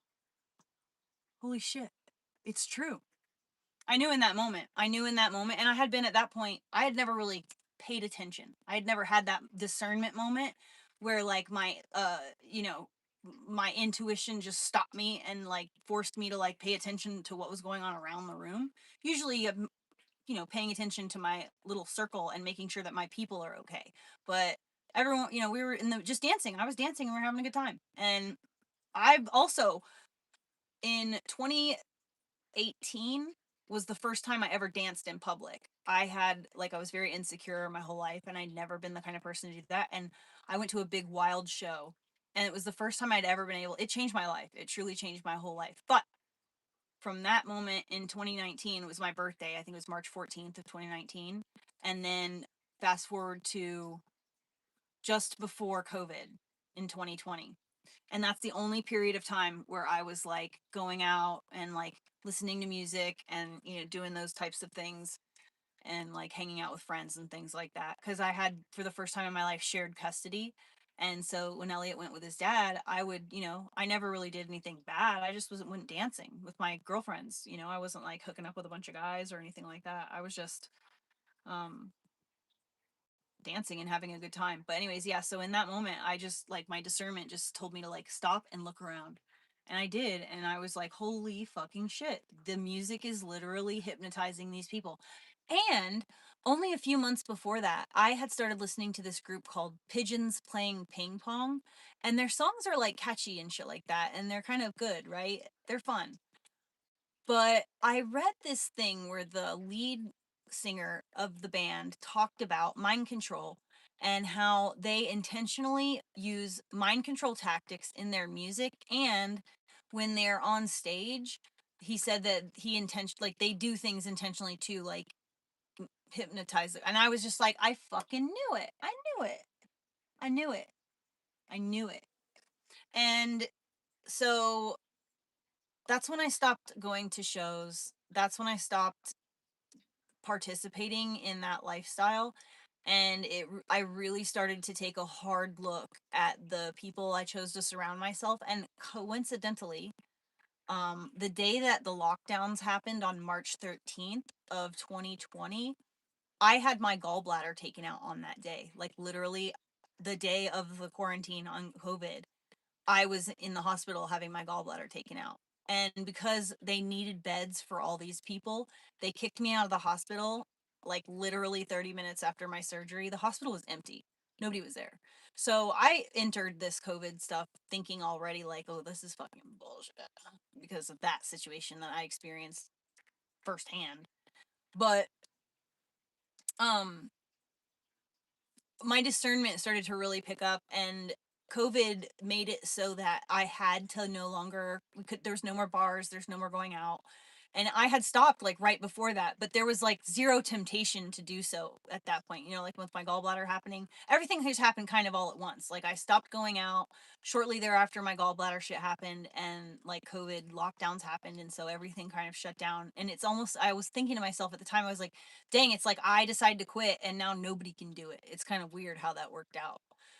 It's kind of like when I've always throughout my life, anytime I stopped watching a television show, the show would end up going off the air within like a month or two of me stopping watching the show. And I know it's a coincidence, but it's just something that I would like notice in my life. And so when that happened, I was like, damn, that's kind of weird. You know, like I quit partying and like everybody can't party anymore. And then when COVID, you know, was extended for 2 years, I just never went back. I never started dating again. I never started going out anymore. And I just was happy for the first time in my fucking life. And I was able to do things that I wanted to without having to answer to anybody. Life has been great to me. And I think that this like rug making stuff is super, super cool and so exceptionally awesome for me specifically, precisely because every stage in the rug making process is something that I've been kind of obsessed with in some capacity and wanted to do as a hobby, or already did as a hobby. I already had tons of fiber. I already worked with fiber, crocheting, knitting.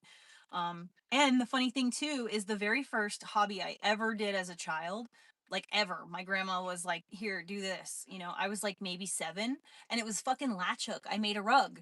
And so I think it's funny because here I am, I've come so full circle, you know. I should have just like, oh, well, 7 to 12-year-old me already had me figured out.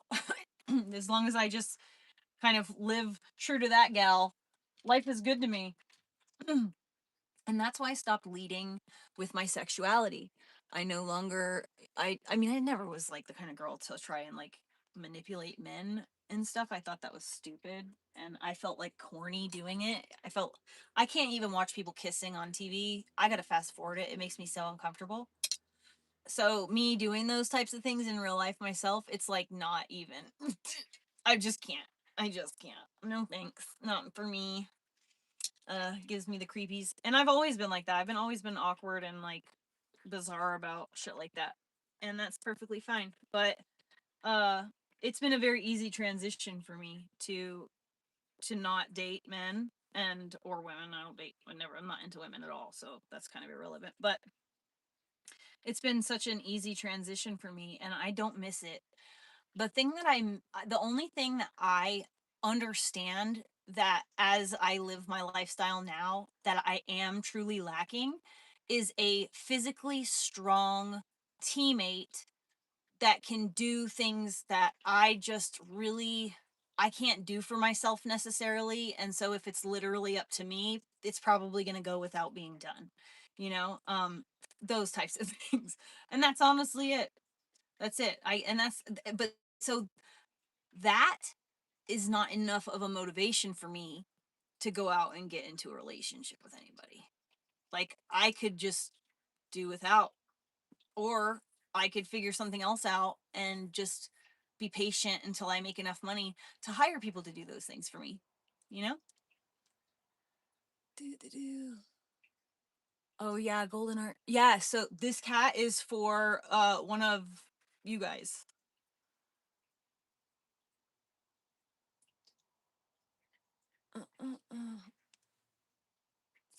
Oh boy, what is it gonna say?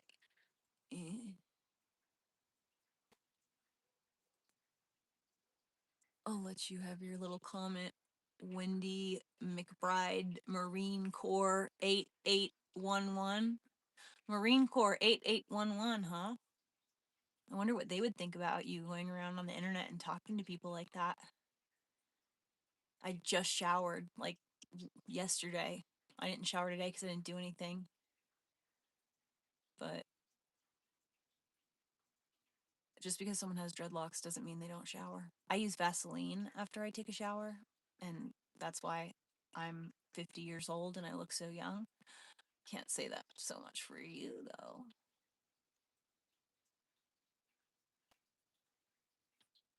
Yeah, well, North Cal, here's the thing. I absolutely, under no circumstances, will even remotely consider dating anyone unless there's already a solid and established friendship there where I feel comfortable that the person who I'm friends with is not going to try to hook up with me and is not only being my friend to try and hook up with me. And once I am confident that they're not going to try to hook up with me and we can get past that crap and actually just have a genuine friendship, then maybe it'll develop into a relationship. But I will never just go on a date with somebody. Mm-mm. No. The only way I'm gonna meet a man that I would end up in a relationship with is through work, is because I work a man's job, and so that puts me around men, you know. But I don't like to shit where I eat, so probably that won't happen either. Ew, gross, dude. So see, Heather, that would be one of them.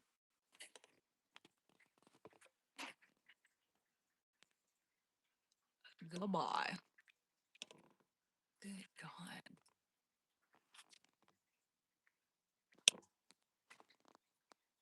Okay.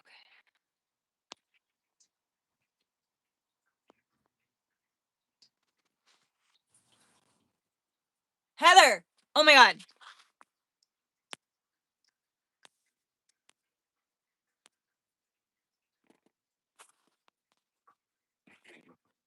Did I delete you just now? Oh my God. Heather, are you there? How do I undo this?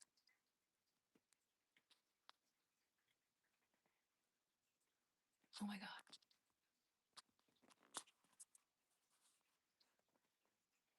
Okay, hopefully that fixed it. Oh my God. I literally just accidentally clicked the wrong fucking comment. Ah! Oh my God. Okay, yay. Okay, that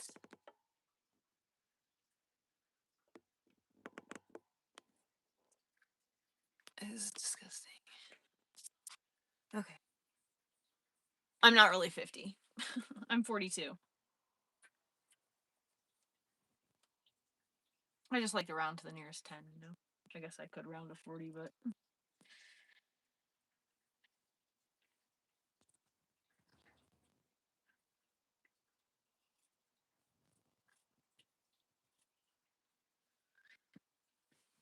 I would have taken it too. So I don't blame Right. anybody. Whoa. Right. Well, You yeah. know, oh, it was soft serve after a night of Chinese takeout. No. Look at her face. Look at Melanie's face. She's her smile and optimism gone. Another That's poop. total fucking despair. Soft serve coming out of the quarter planet's ass? No, buddy. No. Look at how proud he is. This is a fetish for him. He's fucking sick, dude. Look at him. He's getting turned on. Like he's gooning to this shit. That Melanie has to sit there and listen to him about his soft serve dump. Sometimes as we get older, everybody shits their pants. Okay, it's not. Listen. No, it's a cult. Holy cult, Batman! Watering's out of cult, just like he's out of TP, buddy. He's been shitting so often, the toilet paper is fucking gone. The toilet paper is like in Toy Story. It's like sentient. It's like a sausage party. The toilet's running away. The toilet fucking broke itself to avoid getting stuck on. And he's trying everybody like, what a cope this guy's coming up with, you know? Everybody poops their pants as they get older. Like Maybe when you're 95, when you're 80, like nursing home, buddy, and you can't get up out of bed anymore. it means Which might be the case for you that you can't even walk, you fucking fat fuck. But for those of us who are lean and mean with Adonis physiques, we don't have that problem, buddy. I literally I'm gonna make a chat cannot GPT see of something you just fog. said. We got Worse than I can't see without the glasses. Thank you. Yeah, maybe we'll speak. They're revenge of the cheese fritters. Oh, it's Dairy Farmer Abbott's revenge. You've heard of Montezuma's revenge? It's the Wisconsin Dairy Farmer's revenge on the quartering. In 22 Miller Lights later and fucking 3 plates of cheese fritters. And this guy after the Packers game is packing a mean dump into the bowl, if you catch my drift. I'm gonna have to Packed work it in both ways. Ash, I'm gonna work on a like disclaimer we show before the quartering segment. Oh, speaking If of what you're gives eating- quartering diarrhea, spicy quesadilla for 10. Once go. Warning: the following segment makes you sick. The following segment will make you sick to your stomach. Please, viewer discretion is advised.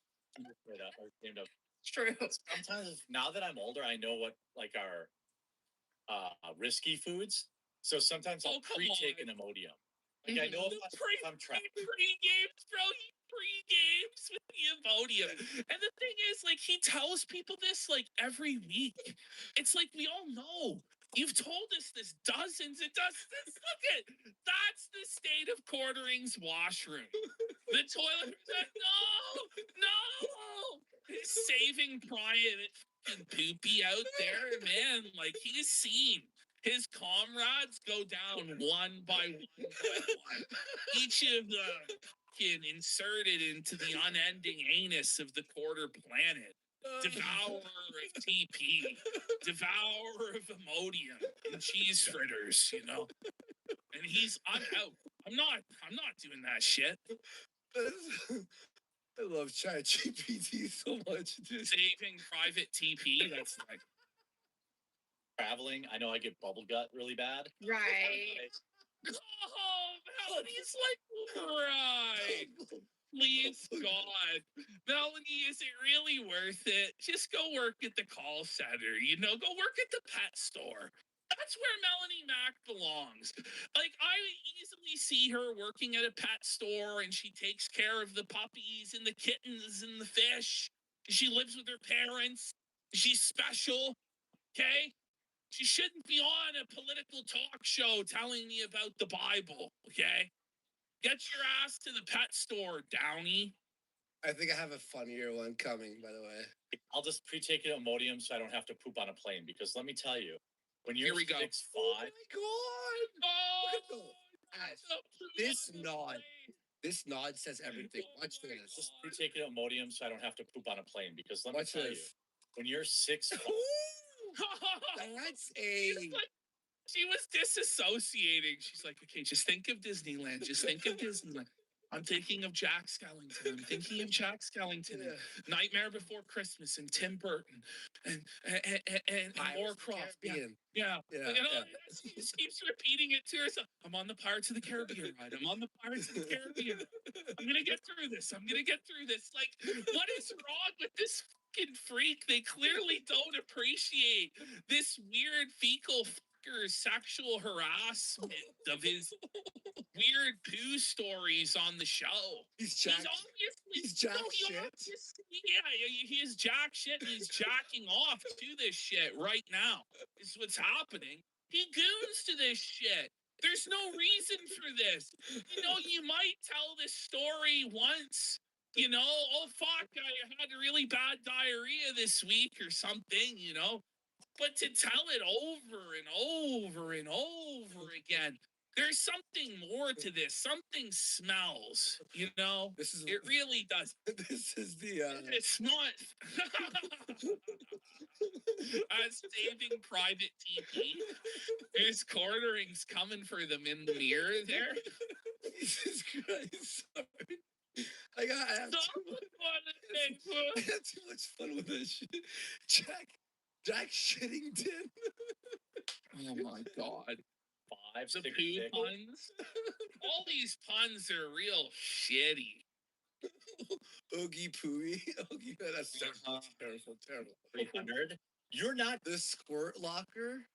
Jack shit. It's on. Look at Quartering. That's the face he makes while he's on the toilet. He's just baring his fangs, gritting his fucking teeth, trying to squeeze it out. Freeze train. You might be wondering how I got here. Well, I ate 6 plates of cheese fritters at the Ren Fair and slammed 15 fucking Millers. And now I'm having a tough time, pal. And I gotta tell all these women about it. Have you heard the poo news? Have you heard the good news of my latest bowel movement, Miss Mac? Jeremy's toilet paper 316 says I just wiped my ass. What do you think about that? You quote your prayers, you quote your Jesus, but Quartering 316 says I just wiped my ass. Sorry to Opfar in chat. He says we suck for talking about this while he's eating, but we've warned you. Well, that's on you, pal. You can put it down. Listen, maybe you realize maybe you don't need to eat that food right now, or you'll end up like the Quartering on the fucking. Forgive me, there is no contortion of your body where the poop comes out into the toilet. You cannot. I cannot. Shit. He's admitted it. He's a freak. He can't shit on a plane. He's too fucking fat. So he shits himself on the plane and makes everybody smell his dirty fucking diaper. The shame of it all. Look at this guy. This is the face of a man who can't shit on a plane. Which, by the way, it's like, I don't know what the fuck he's talking about, because I'm also fat as fucking tall as, and I can still shit on the plane. How big is this fucking guy, man? But that's what you do, a parody of Snakes on a Plane, but it's shit on a plane. It's just a shit. Toilet snake on a plane. Whoa, the plumber has to unclog Jeremy's dump at 30,000 feet. But can he stomach the smell? Holy fuck. So whenever I travel, I have to take Imodium, or like, you know, if I were gonna eat like Chinese food, if I was going to the state fair, I would pre-take an Imodium. Chinese So I would take the gut pain of constipation later, Right. over the potential for disaster. The awkward. Yeah, those companies declare those monies as legally have to. Russian agent Chen took the money illegally. There's Russian sanctions. She's gonna think. We're transitioning from poo into Russian sanctions. Like, this doesn't add up. This doesn't make sense. Look at Melanie. Melanie's like, so we're just going to go right back into exposing the Russian disinformation machine after you just told everybody you can't shit on a plane because you're too much of an obese to do so. Oh my god. Yeah. Well, not a cat. I'm sick of these MFing poops on this MFing plane. He said the thing. Even his own chat got him with it. Even his own chat, like, I've had enough of these motherfucking poops on this motherfucking plane. Yeah. I had to poop on a plane one time, and that was the last time that I knew that it was like I might have Like, to shit. never again. Yeah. Please, never again. Let's never hear this story again. But she has to. This is her life. This is the only way she can afford food. It's the only way that she can exist in the world is to listen to Quartering talk about his bowel movements on the daily. But he must be exhausting to chat with, huh? Oh, yeah. Yeah, but so yeah, as of right now. Anyway, on to Russian disinformation. Our next clip is somehow going to top that. And it gets better throughout. It keeps building up throughout. This is an older clip from. Sorry to interrupt you. Look.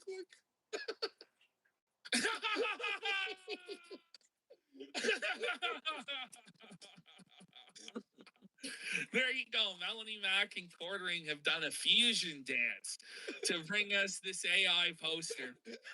So this clip is crazy. This clip is originally called Quarter Pounder's Penis Inspection Day, but it goes far beyond Quarter Pounder inspecting other men's penises. The very best part of this clip is actually in the final minute, and it actually ends on the highest note possible. It's a real brown note experience. Let's have a listen. And by the way, for everyone who doesn't know, Sydney used to do a show with Elijah Schaefer. Then the whole debacle with him happened, and it was like they split up. And then she allegedly grifted the Quarter Pounder for $250,000 and then just scammed him because he's a simp. Okay. And we're gonna see like definitive evidence of his simpery. He is the simpering from now on. Straight up, listen to this shit. This is bad. Okay. Wow, muted. Yikes. Let's bring it back. There we go. It's a Mike's Harder Lemonade Green Apple. Fuck yeah. It's Look, did you see her face? Whoa. Bring it back. You gotta see her reaction to it. Her vagina went so dry, bro. She got the ick so hard. When Quartering's flexing his Mike's Harder Lemonade, buddy, you're trying to smash? You can't be busting out Mike's Harder Lemonade. What are you thinking, buddy? No wonder you got simp zoned, pal. By the way, she's thinking, she was doing like this show, and she like more of a serious political person. And she's like, "You're drinking Mike's Harder lemonade on the show? You're drunk as on Mike's Harder lemonades. What are you doing? Cornering thought is one. He like thinks it's like, oh, when you bring the girls over, you got to stock up the Mike's Hard so they get shittered. But when you're hundreds of miles away, you don't buy the Mike's Hard because they won't be drinking it at your place. Yeah. But I guess in his mind, he thought if he showed the Mike's Hard, she would want to fly out to suck his dick in exchange for Mike's Harder lemonade. Mike's Harder, get it? Harder. It's twice as alcoholic. She is pissed. She's mad. Impress me much. Whoa, whoa, whoa. He's a dirty simp getting wet or wasted. 8% blows. I get too many picks. Do you? Oh my god. So I guess Quarter Pounder is soliciting Casino always wins. telling Sydney The house always wins, baby. The house always wins. This pickup strategy. That's hilarious. You're the first person ever. Girls that you get pictures of penis. I didn't know about that one, bud. See how it works out. It's a bold strategy. Look at both of their eyes. Oh my god, it's so funny. Didn't Elijah get fucking booked for being like a creep, and that's why that show ended? And she's like, fuck.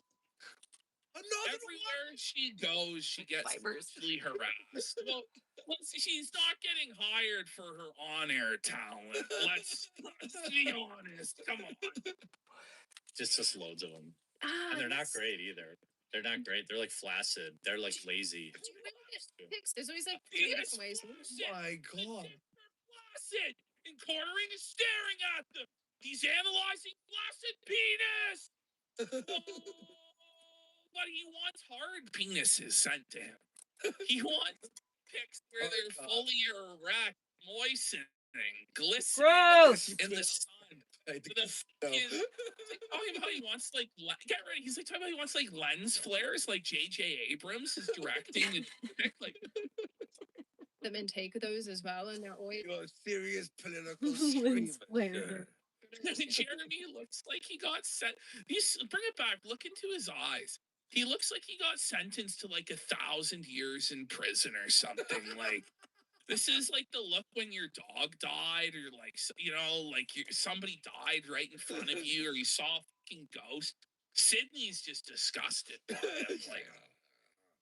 Like having to. You can tell they're like using a macro lens and they're like zoomed in. What? I'm like, put a dollar bill next to it, and I'll tell you if it looks good or not. Girl, have you ever handshake? Put a dollar bill next to it. Yeah, I'm gonna slow mo it. Let's bring it down into slow motion. This is so keto. So Kino. Wait for it. That ain't it, Chief. That ain't it, Chief. Fuck. I is so cringe. Girl, have you ever peed in a trough where there's like oh my dongs on the left of you and to the right? Oh no! Sydney throwing her hands up like, whoa! Slow the down. What is wrong with you? You don't have to look at open river. You don't have to look at them. You have to look. It's Whoa! I pissed in the trough, I think, twice. Yeah.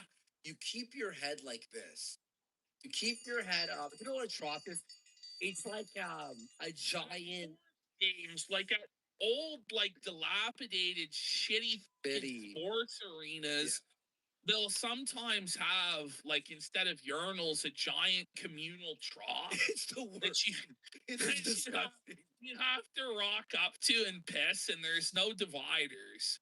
But the thing is, it's like locker room. You keep your eyes up and forward. Yeah. You know? You don't like. But Jeremy's going to talk about how in the locker room he used to look at other men's penises also. What? And it's like, bro, This is why, like, this is why, like, oh man. Respect thing. I guess I can only speak of, Wait, it's a respect thing? He's saying it's a respect thing that you have to look at the other guy's penises, or else it's a sign of disrespect. I'll tell you this right now. If you're at like a fucking baseball game or a hockey game and you're caught looking over at the other men's fucking well, they're like 12, 15 beers deep, you're gonna get knocked the fuck out, Jeremy, you creepy fucking weirdo. What a weird, like, and even if this didn't, it's like such a strange fantasy. Like, it's not even funny. Yeah, I'm looking at the other men's penises and stop respecting. You gotta respect Jeff. What? You have to look. It's a respect thing. I guess I can only speak of, to my experience. If there's a guy who is like, Cindy, she knows a Jeff is coming. Why? speak of, to my experience. Girl, every woman hates the quartering. Every woman he brings on hates him and is only tolerating his presence for money. And it's almost prostitutes almost have more dignity than what quartering's putting them through. Because at least with prostitutes, it's private. But this is for the whole world to see. The shame of it all. If there's a guy who is like supremely hung, you would like rib him about. You know what I mean? What? Wait, what? That's so insane, bro. So what he's saying is, in the, She's like, in the what? So go ahead. So, no, I was trying to explain it.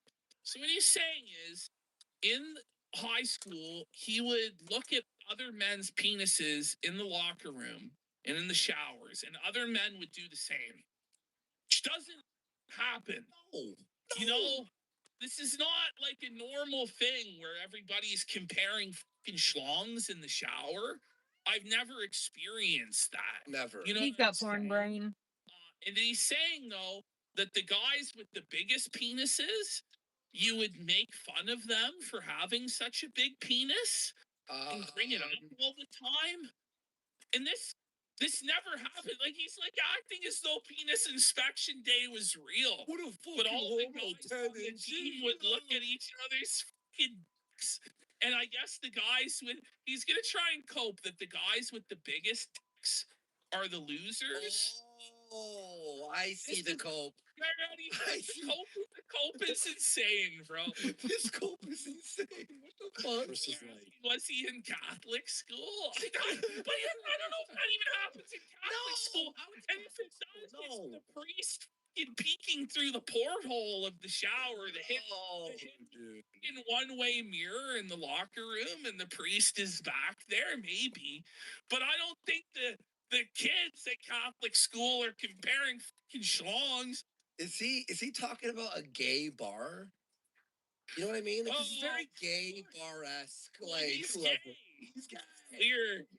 To my experience, if there's a guy who is like, she's pissed, supremely hung, you would like. She's like she's fuming. She doesn't like to talk about sex stuff. She said, made that very clear.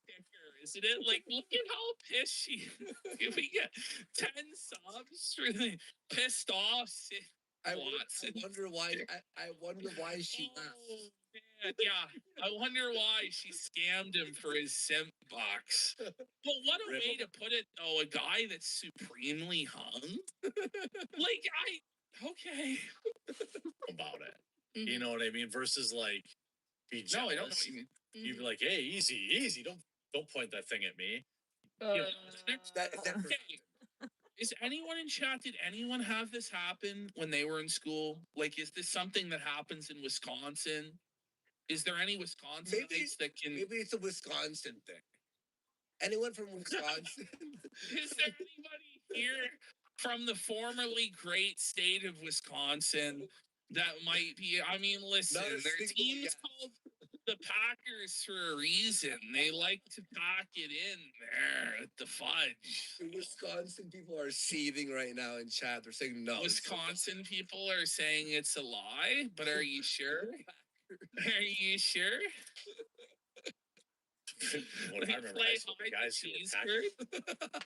Hide the cheese Bring it curd. back here. Bring it back. Listen to this. Bring it back. Someone said something that they were made fun of for having a giant hog. Yeah, I'm sure. But Right. I'm sure. Like the episode of South Park where they make fun of the rich kids. Hey, Richie Rich, huh? You got your big boat and all that money? Yeah, you shop at the fancy store, huh?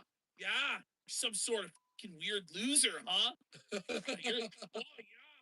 Girls are just too pleasured by your giant penis, huh? Yeah, fucking loser. Fucking loser. There's Be jealous. You'd be like, "Hey, easy, don't point that thing at me." You know, a lot of times, if I remember, She wants to take a baseball bat to this motherfucker's knees. It's supposed to be a serious political show where they're fighting the left and winning the culture war. But Quartering can't stop talking about men's penises and his bowel movements. I almost choked on my Canada Dry. He's a penis here. But how does looking at men's penis in the locker room help us win the culture war exactly, Jeremy? By the way, look at what they're watching. It's like a libs of TikTok thing. Like, You know, for high school, the guys who were packing were almost always the awkward weirdos that didn't have a girlfriend. The What? He doesn't believe it for a second. He doesn't believe it for a second. She's like, no, actually. She was tossed around by the sports. And she knows that they were packing. yeah, that's the lore. That's the lore everyone knows, right? That This is girls hate big penises. girls. They hate them. This is crazy, dude. Look at her face. She's like, I mean, this is Jeremy trying to cope that he had a big penis because he was a loser in school. And he's trying to get his revenge on the jocks by saying they all had small penises. They're the most genetically gifted and athletic males, but that definitely means they have small penises, right? Yeah. Oh, yeah. It's a Wisconsin thing. Damn guys. Chad and your small penis. So we all know Chad Thundercock can't please any women. You know, all of those women, when they get with the jocks, they immediately dump them because they're not satisfied. Okay. I have the. This is my last coat. I have the funniest thing I'm gonna fucking do. It'll take a minute, but I'll keep Oh playing. my god. You're gonna love this, dude. rocking They're rocking. pretty. Hang on, let me just do one quick thing here. Bang, bang. Right, there we go. Sydney just has like full on knowledge of all the men's penis sizes, and she's just so skeptical of what Quartering is saying. Okay, I have the funniest thing. You're gonna love what You're I'm like calling him the quarter incher. With very little.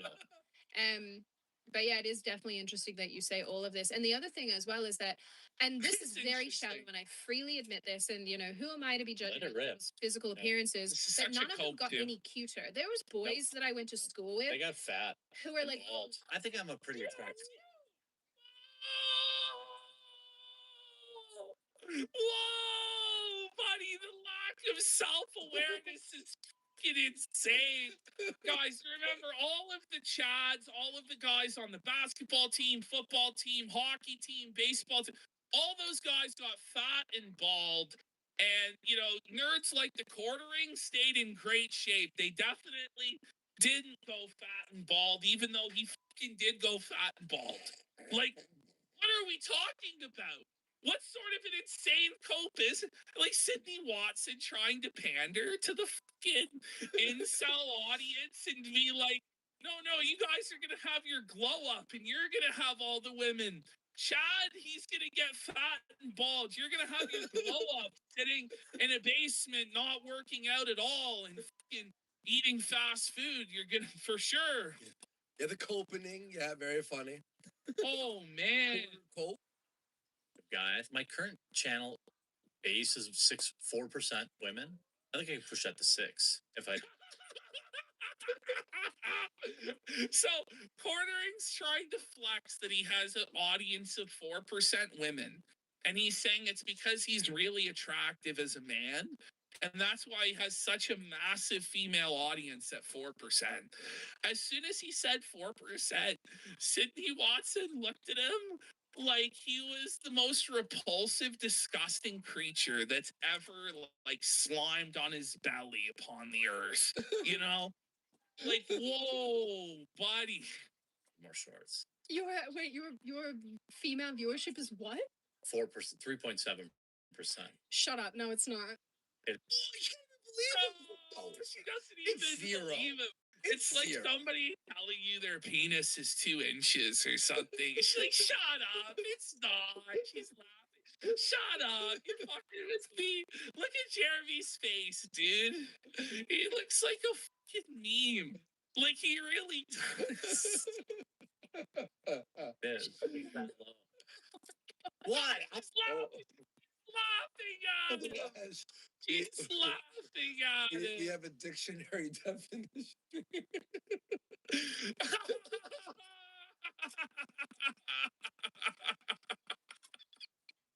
Let's get some subs.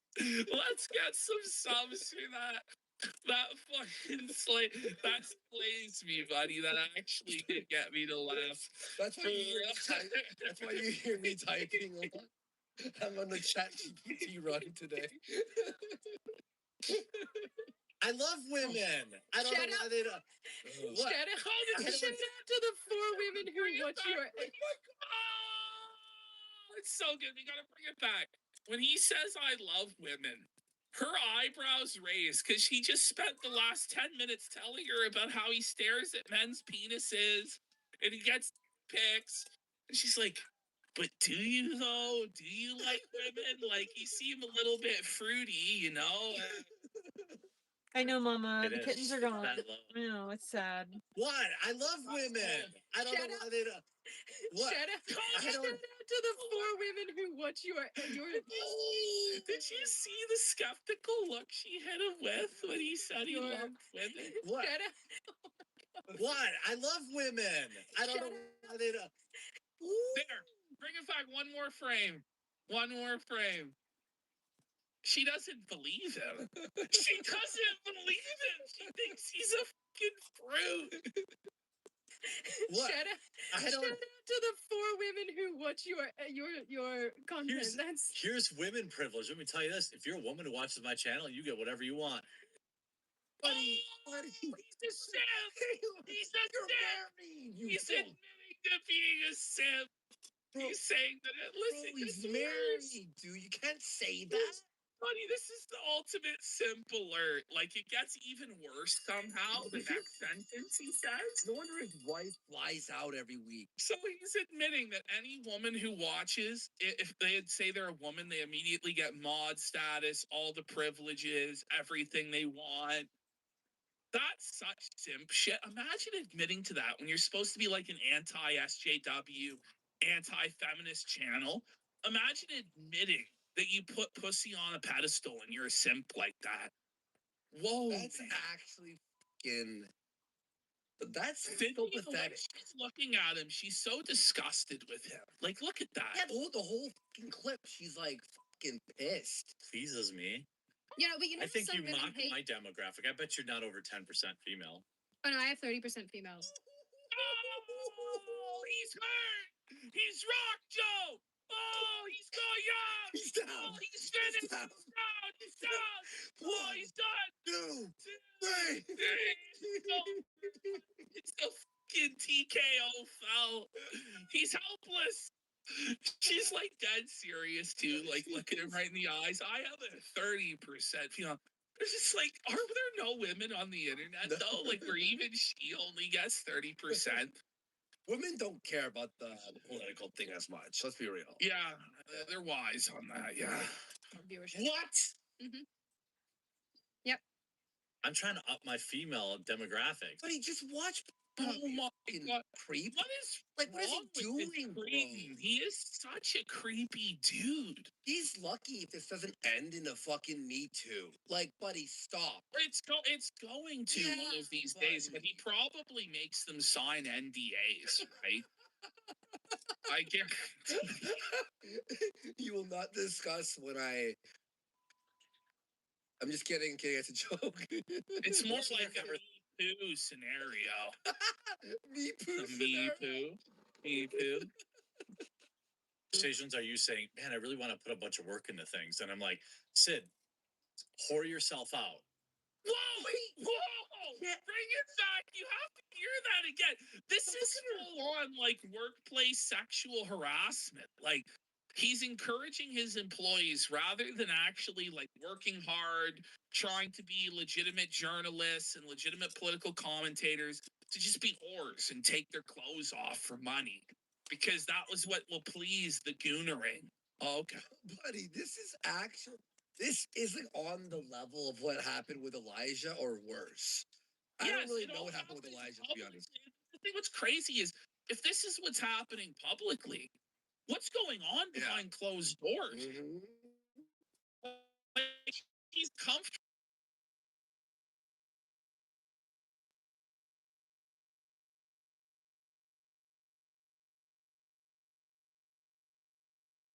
Here in a second. No way. Oh my god. FaceTime audio, Grandpa Josh. Graphic. We're living in a simulation, bros. Starting a FaceTime. What kind of conversations are you saying, man, I really want to put a Be right back. I gotta call my kiddo.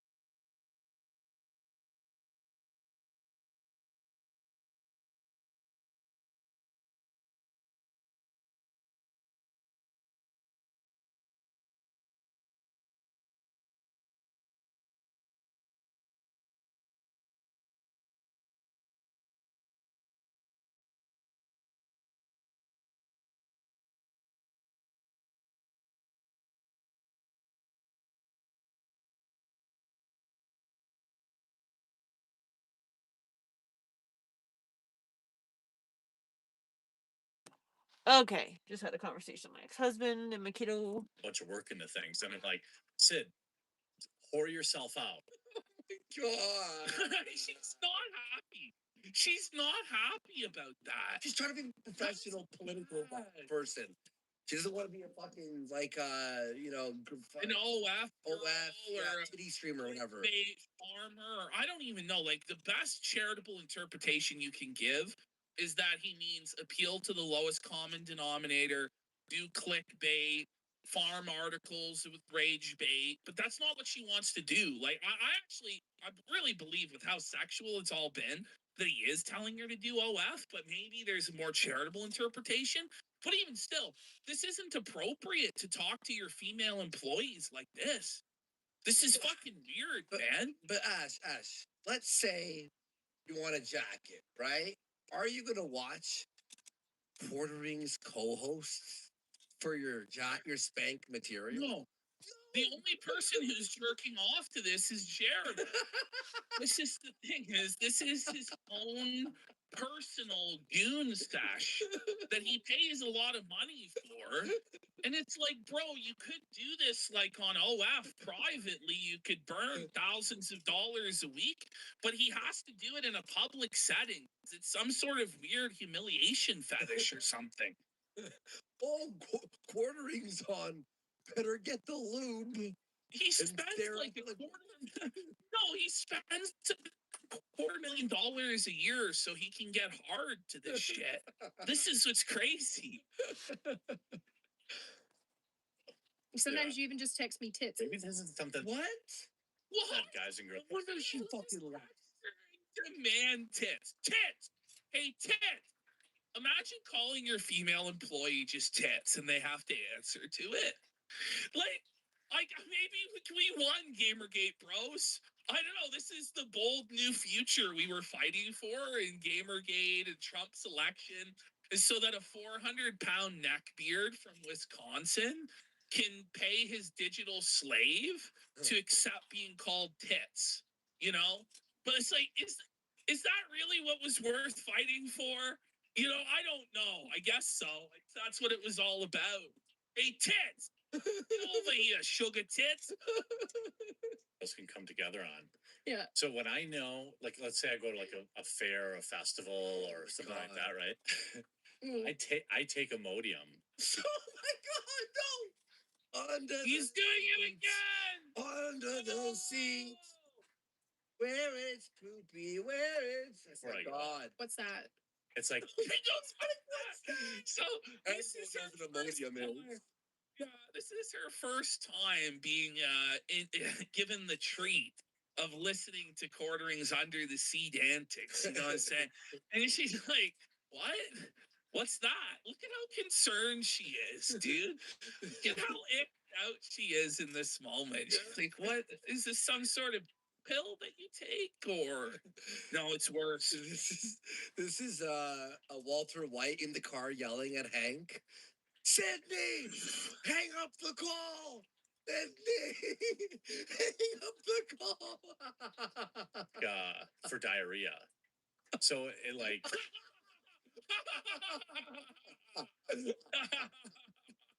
let's watch her face again. Let's watch what is that? This is so freaking as soon as he said diarrhea, her face contorted. She's like, what? What am I talking about? Breaking Bad. What are you talking about? I go. What's that? It's like for diarrhea. Hang on. Slow mode, like the dramatic. It's like for diarrhea. Here we go. You ready? Here it comes.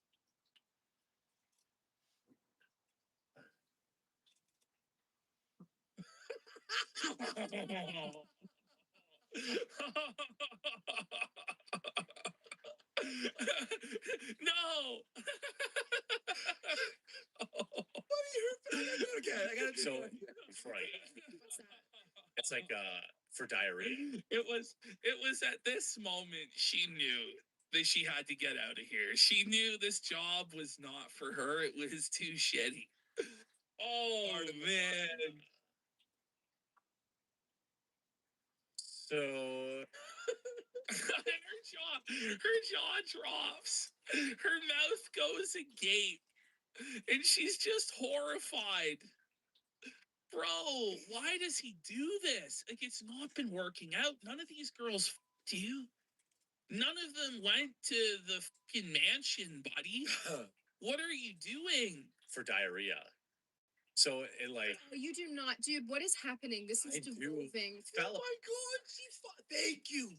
Someone He's said losing. thank you. Thank you. Yeah, Mother Two's awesome, Carlota. Does You have to celebrate. It's probably like the old school Mother 2. That's expensive. And you have to sell Buddy, look it. at Sydney. Look at how unimpressed she is by all of this shit. Because Quartering is saying that every guy in the audience has to consider taking Imodium before they go outside. Yeah. And Sydney's like, no, they're not. They're Oh. not debating whether to take Imodium or not, Jeremy. Oh, is there a poll?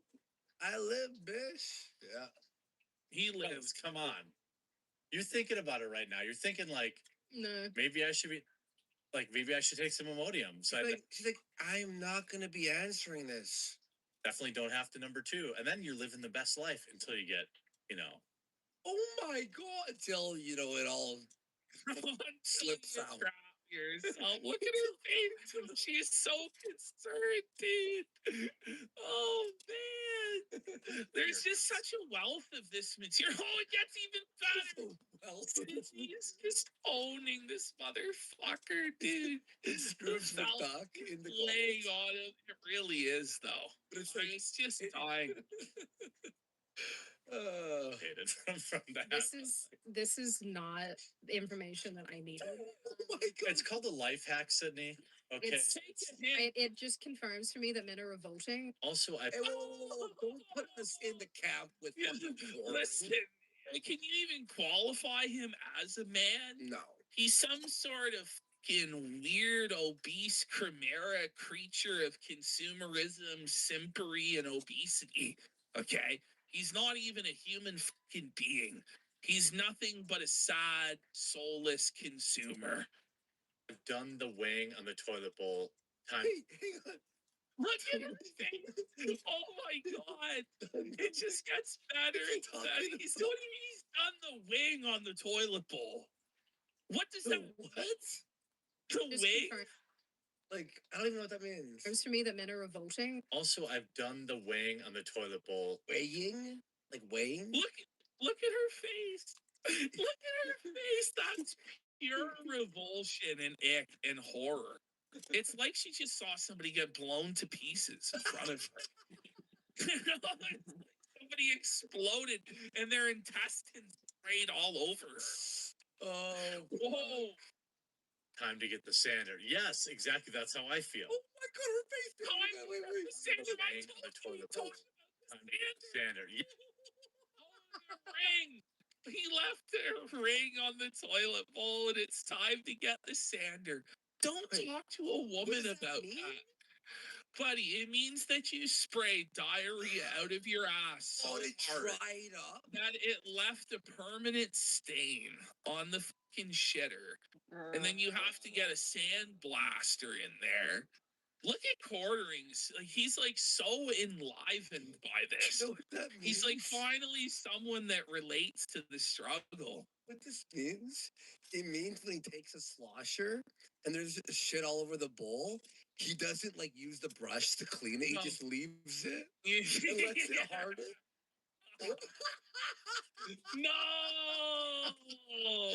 No, Sydney Watson is struggling.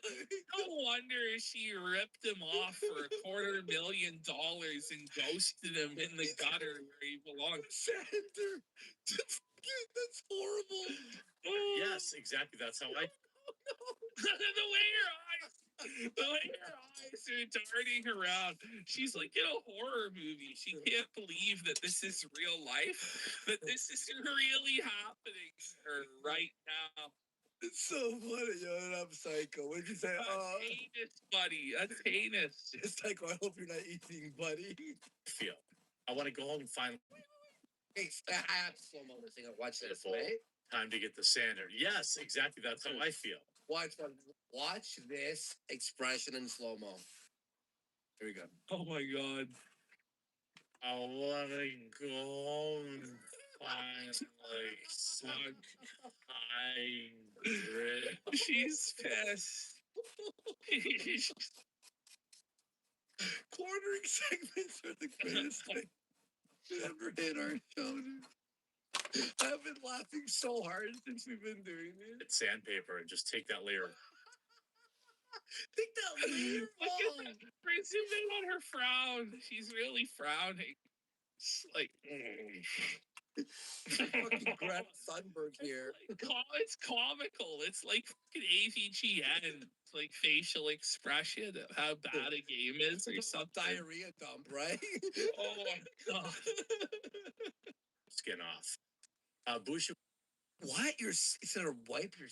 go home and find like No, some high grit sandpaper and just take that layer of skin off. Oh, Bushu and Ryu says, "Cheer, just where it depends, you'll be fine." That's also something I've considered.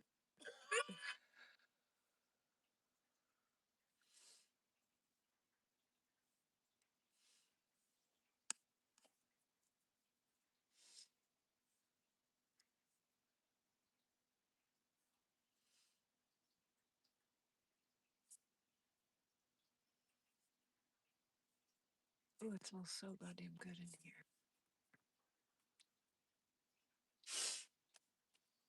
The mediocre man rises from the ground and you just shoot through the floor and go straight to the center of the earth. What is a Pepsi Max? You just gotta turn around and put that on. Lock it up. But don't let him know you're not.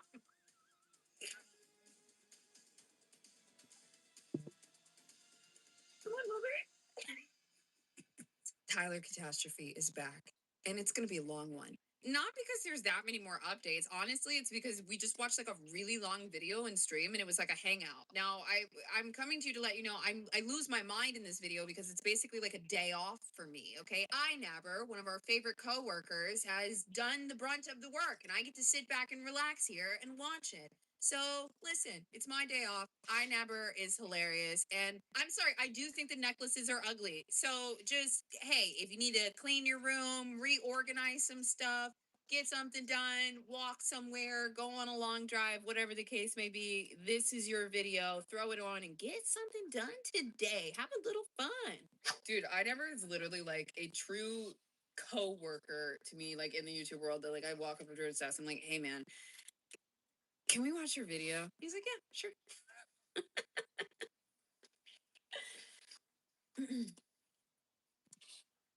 I've only ever watched on YouTube. It feels illegal to be on Twitch. It's not illegal, but it's very scary because I could just jump through your screen. Sorry, that was so millennial mom of me, especially with the hair.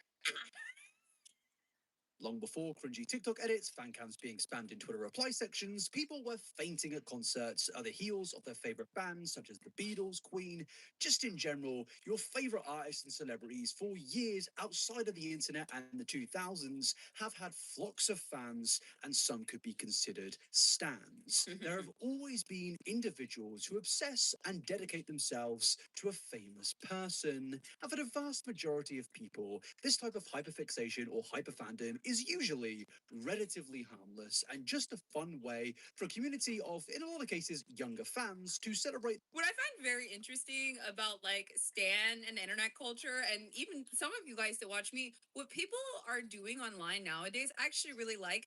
They're finding their individuality through artistic landscapes that content creators create, right? So they get more and more attached to something because this thing that they've selected, they feel connected with it. It ends up defining a moment or era of their life. And then the person just is kind of like fused with it. It's like their favorite creator or something is like an extension of them. And that's also why when we have those fallen fans that turn on a creator that they used to be really close to, it's because the creator has done something that makes the fan feel like they are no longer artistically connected. And they have to cut off the creator to cut off that part of themselves to define themselves against whatever it was that the creator did. It's very attached. The celebrities or content creators that they love and appreciate. But if there's one story that I've learned on the internet over the years, it's that sometimes in these categories of people, stans, fans, whatever you want to call them, people that hyperfixate on content creators and famous people, not necessarily saying that I'm famous, but if there's something I've noticed over the years, it's sometimes a few specific individuals take it a little bit too far.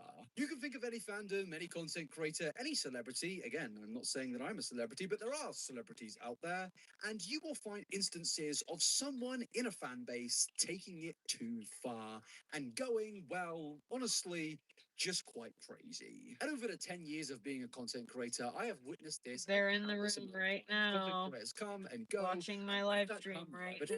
He's setting up here. He's setting up. He's about to give us everything. Individuals that do things that honestly a human being should not do, and they should probably reevaluate. What is a Luna? Is that a K-pop star? Oh, it's a whole group. Oh, I thought it was just like one person in the group. Okay. Sorry, I'm like an old K-pop stan. Also, I just found out that one of the K-pop guys that I used to really like was apparently problematic. He was a bad guy. I didn't realize that. Do you guys know who G-Dragon is? Or like Tae Yang from Big Bang? I used to love them when I was in high school, and I saw them at Coachella, and I was really excited. And then people were like, G-Dragon is the worst. I was like, really?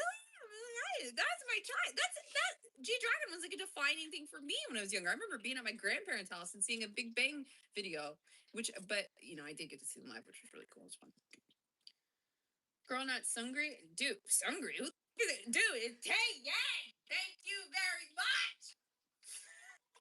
Individuals that do, and with that come rabid fan bases, who in those fan bases you will find individuals that do things that honestly a human being should not do, and they should probably reevaluate their life choices. The concept of being parasocial or a parasocial relationship for years now has been a debate which particularly peaked between the early 2020s when large Minecraft audiences got big and a lot of people started to have conversations about certain people. Talking about parasocial relationships is so interesting because I think there needs to be a division soon. For some reason, we call everybody online that's a fan of somebody parasocial. By quote definition, every single person in the comments or in the chat would be parasocial with me.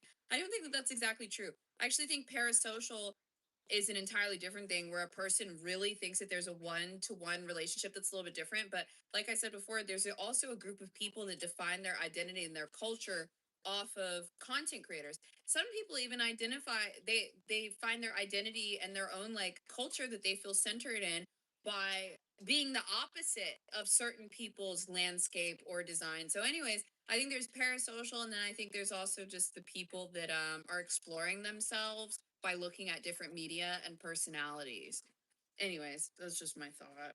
In certain audiences. And it seems that a remnant of that forgotten time period has somehow managed to appear out of nowhere, because today we're going to be speaking about a specific person who recently has been going viral for all of the wrong reasons that I mentioned in the introduction of this video.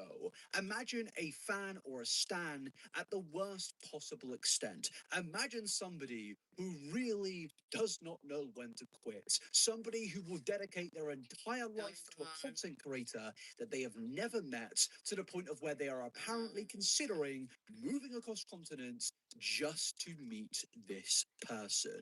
And there are a lot of stories, a lot of allegations, a lot of things being said about this person. So without further ado, meet Tyler Catastrophe. Now, at first glance, you may mistake this individual as just yet again another.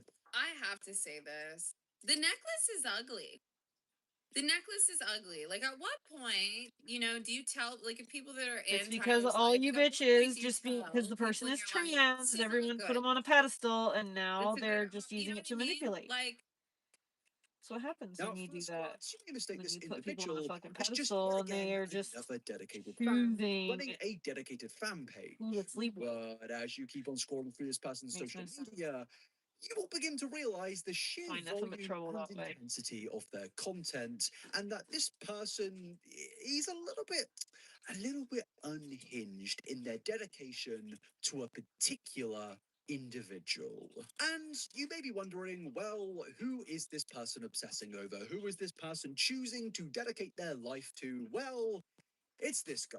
Yes, meets Will. I've been calling this out for a minute. When are people gonna stop like just being hella horny online and acting like they're not? Like, I wouldn't be surprised if there are some like lustful statements or things from homeboy Tyler in the next couple of things. But like the reality is like I'm not attracted to Wilbur. I'm sure a lot of you guys are not particularly attracted to Wilbur too, but to a lot of people, this is a very attractive person. To a lot of people, okay? And I get very tired of us not being able to acknowledge how crazy lust will drive some people.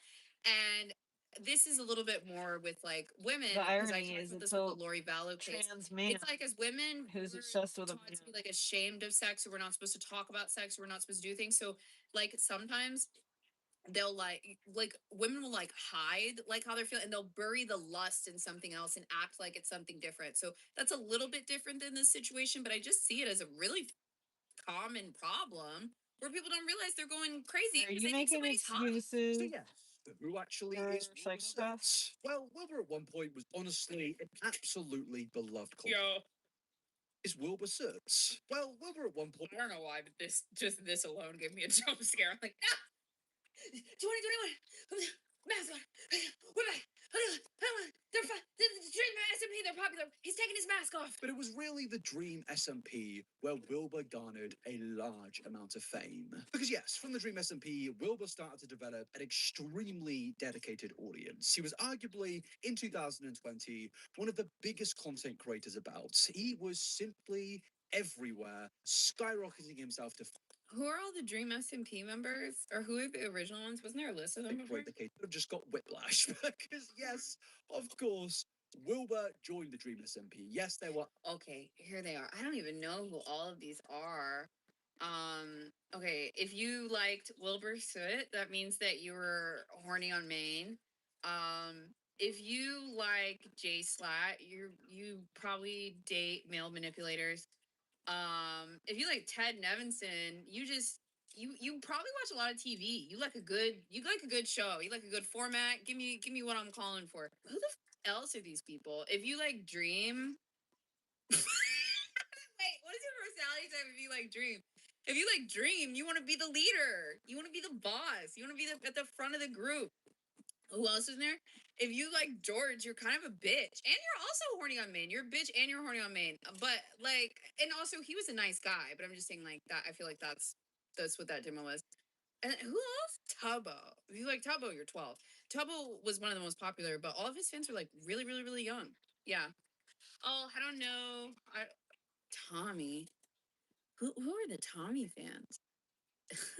Actually, this is one that I'll say is kind of nice. I feel like the Tommy, if you like Tommy, you're actually probably kind of funny. I didn't think he was that funny, but I feel like the people that liked him liked like John Mulaney like style, like they were funny kids, you know.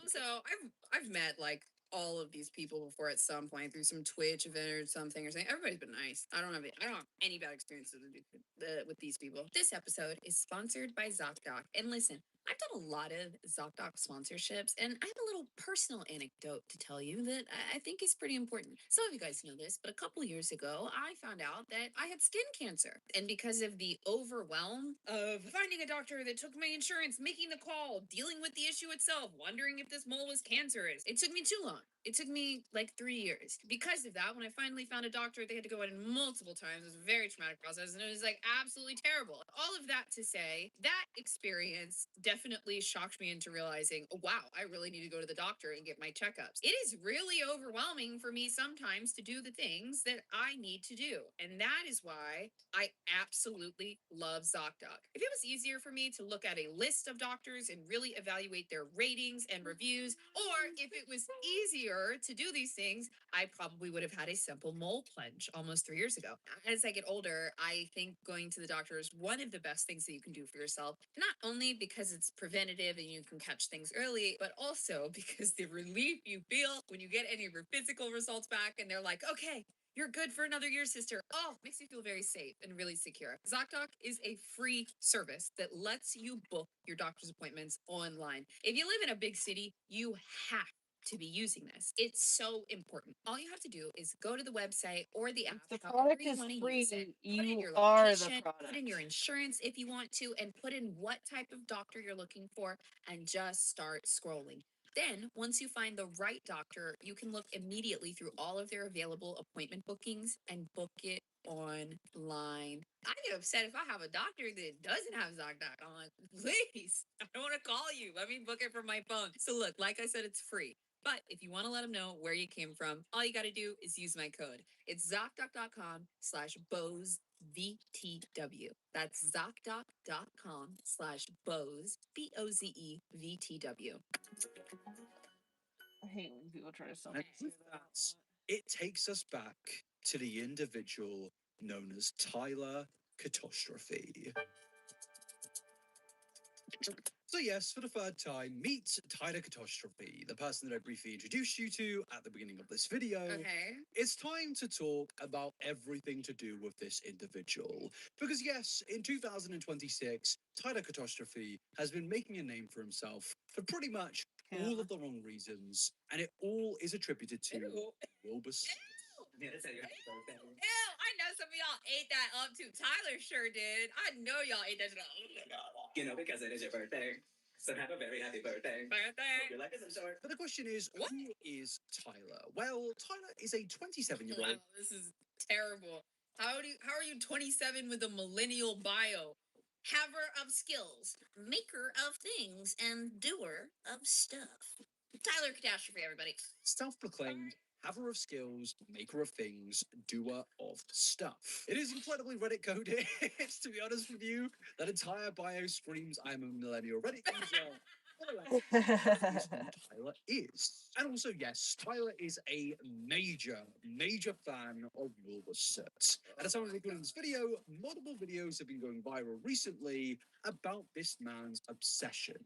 It is to a level of which you could describe as unhinged, where it's getting to a point of where this individual is being speculated mental with considered illness. to Brighton to be near. But Wilbur. no, the I trans found the stuff is sheer not virality great of at this all.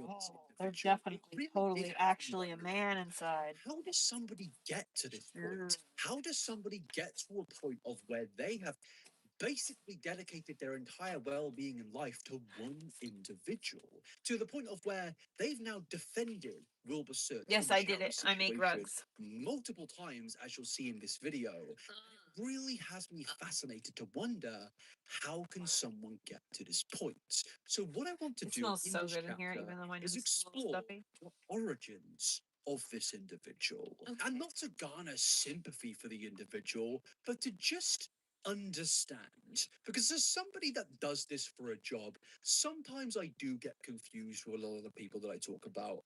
And this person definitely confuses me. Are they doing it for clout? Is it a real obsession? Okay. Well, let's find out. Now, Tyler Catastrophe, also known as Tyler Salona, was born on April the 15th. So, for you guys that need a little context, Tyler is obsessed with this content creator named Wilbur Soot, who, mind you, was heavily looked into and canceled after his girlfriend. And I want to say some other people came out with some allegations against him. And not only that, like, yo, dude was weird. He was like biting people when they didn't want to be bit. I know. We're starting with the biting, but I know some of you bitches in here be biting. Something happened when you're 5. We never let them gums go. Okay, I get it. I look. Whenever I say that, I know that some people are like, I'm a biter. I'm like, okay, whatever. But he was biting people that didn't want to be bit. Point blank. Period. Like physical. Okay. So he gets a lot of heat for that. Understandably so, a few years ago. But I think what's interesting here is like Tyler doesn't care. See, look, there's the bitey people in chat. I know y'all. Y'all in here. I find interesting about this is Tyler does not care about that at all. Like, doesn't care that Wilbur, was hurting ex-girlfriends. Doesn't care that the general public doesn't really like him. He's like, that's my man. He's like, excuse me, that right there, that is my man. I'm sorry. Tyler Salona was born on April the 15th, 1999. Would you send a birthday card to a stranger, yes or no? Because I'm going to be 26 in a week, like April 15th specifically. Now, I just realized at the time of recording this video, it's actually his birthday. Shut the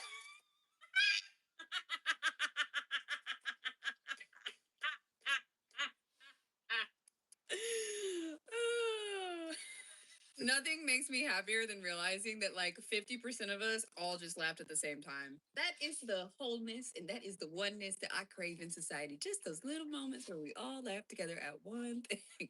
That's hilarious. Actually his birthday. Well, don't comment happy birthday. Now, Tyler was originally born in Oklahoma. If you're from Oklahoma, I'm sorry to let you know that. But eventually, he ended up relocating to Texas. But honestly, when you take a brief look at this person's social media, Tyler just comes off as a pretty successful business person. They come off as somebody who really is just living the dream of running their own business and making a lot of money from their business, according to them. My attention, some of you still don't know who I am. But luckily, I do. And since I'm currently in the process of using my art and jewelry as a means to move all the way from Texas to the UK in the hopes of acquiring. Dude, it's giving. Hi, everybody. I know. I've been waiting. I can't believe I'm wearing a choker in this video.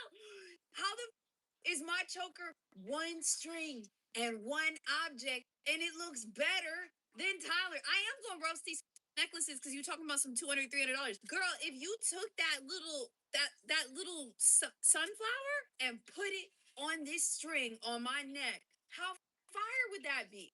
Oh, by the way, it's here. That's right. The unmedicated and weird shirts. Listen, I moved as quickly as I could to get these made. And some of you, you're going to be like, this is old news. No, it's not. You know why? Because not the rest of us don't have TikTok brain and we're still unmedicated and weird. By TikTok brain, I mean like, oh, the joke's not over. The joke is forever. This is what we do now. This is who we are. I've been in this joke forever. I was born in it. Sorry, I'm losing it today. I'm in a good mood. The t-shirts are here. You can buy them at bozversustheworld.net. We're starting off with the unmedicated and weird, but I've heard that some medicated weirdos need a t-shirt too. Please buy a shirt. Please buy a tote. Last but not least, I do want to mention, I made the design very, very simple. We could have added more and more to the design, but I love the simplicity and the close letters and the just kind of like, yep, this is it. And if you see another bozo out in the wild wearing the shirt or hoodie, you've got to look at them. Just give them the head nod. Bozos in the wild, okay? Y'all know we all have anxiety. We can't say hey to each other, dab each other up, be like, what's up? But if you see somebody wearing the shirt and you know, just hit them with the. How funny would that be if you were wearing the hoodie and somebody hit you with that at the airport? Ugh, I love it. My attention, some of you still don't know who I am. But luckily, I do. And since I'm currently in the process of using my art and jewelry as a means to move all the way from Texas to the UK in the hopes of acquiring some variation of a global talent visa so I can continue my work, I think it might be time to brag a little. So hi, my name is This Tyler Salona. influencer voice. This is Tyler why I Catastrophe. could never. I'm from Oklahoma City, Oklahoma, currently living in North Texas. I'm an accomplished lifelong musician, a published poet, an exhibited artist.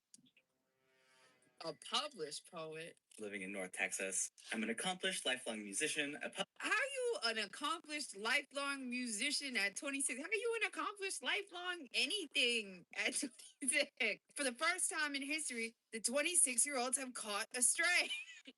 And a published poet. So many people have been published when they were children. An exhibited artist and painter. published poet, an exhibited artist and painter, and I'm known internationally.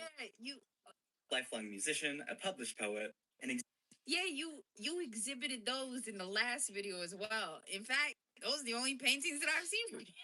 exhibited artist and painter, and I'm known internationally as a weaver, beadworker, and jewelry designer. I've sold tens of Beadworker. thousands of pieces of artwork. Beadworker. Fake it till you make it. Bees? Beads. Beads? Job's not on board. Beads are very big right now.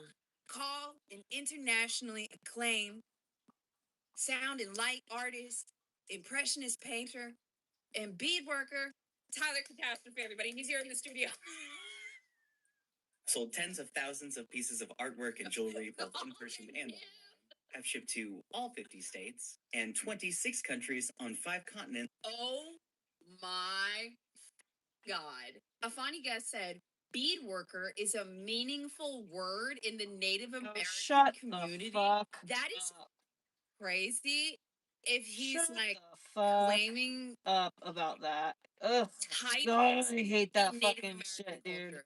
Also, mind you, if the person in there is trying to say that bead worker is a term that that you know people should know because Native American, bitch, I'm a federally registered Native American. My dad lives on the registration. I have not. I've been to many powwows. I have not Registration? heard anybody Reservation, use the you word, mean? bead worker in my She tribe. called it the registration. However, if it's a big her thing dad is in on other the tribes, registration. sure, totally get that. Okay, wait. Somebody in chat said I'm Native American. My sister is a bead worker. Okay, I don't know what tribe y'all are in, but how do you tell me? I trust you. How do you feel about him using the word bead worker? Oh, I shut like it. up. God, why do people have to do that? Someone said, It's "I didn't bad get-" enough. That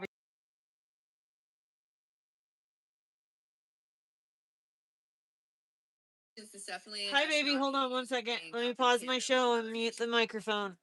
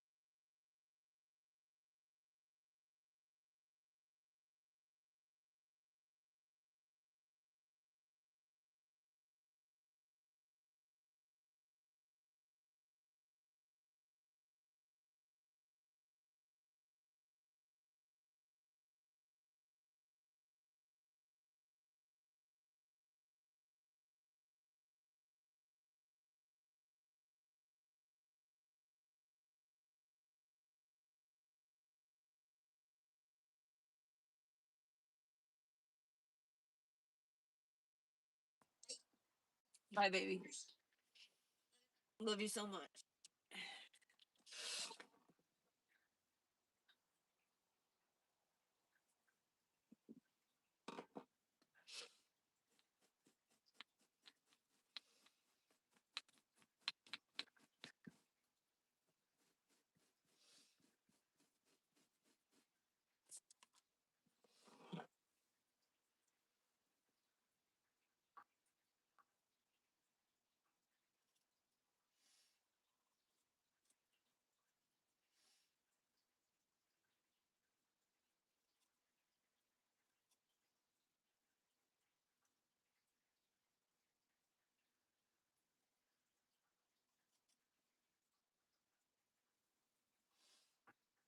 My nose is stuffy.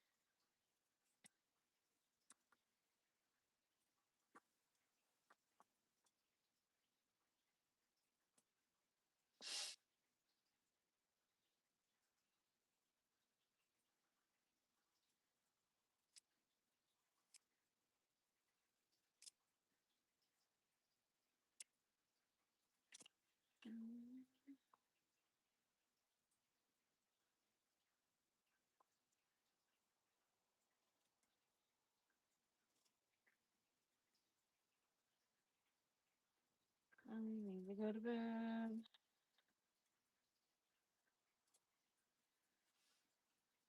Got me a busy day tomorrow.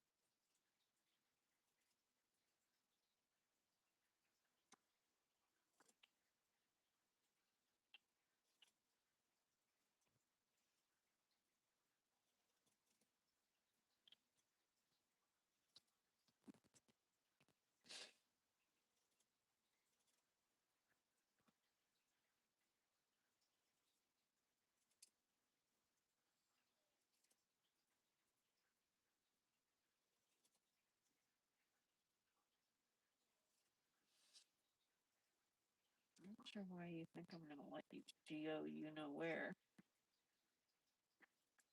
No, it's dark outside.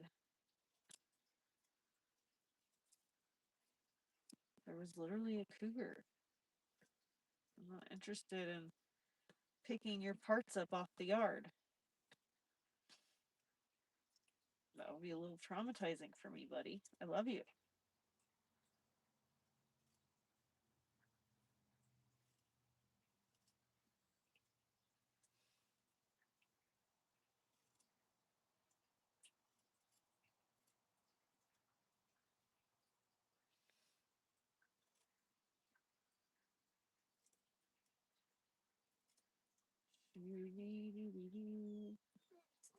Orly, no. It's no more outside time. Lay down, go night.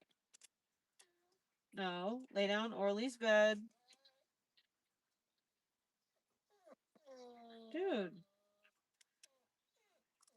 That's emotional manipulation.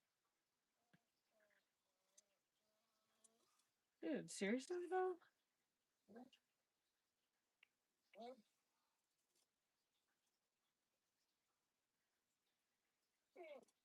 Dude, it's emotional manipulation.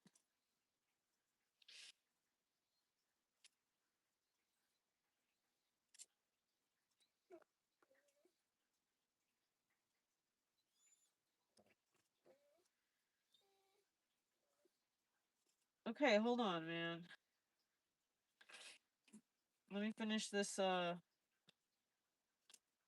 thing I'm doing here, and then I'll turn. Just give me a second. Give me a second. Listen here. Okay, you can be patient for 2 seconds. You have a bladder 4 times my size. Okay, wait a minute. Hold on. Wait. You want to go outside? Okay. Wait. 1 second.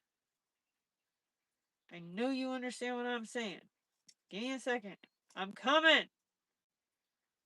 Hold on. Scary's gonna go potty in. Dude, stop.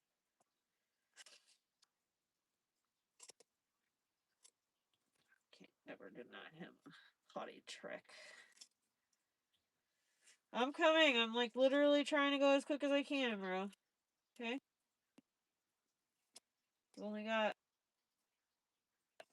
10 fingers and 1 pair of scissors.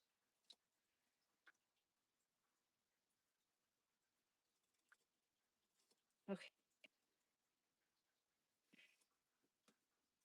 Alright, I'm coming. That's good enough for tonight. I got these done for the most part.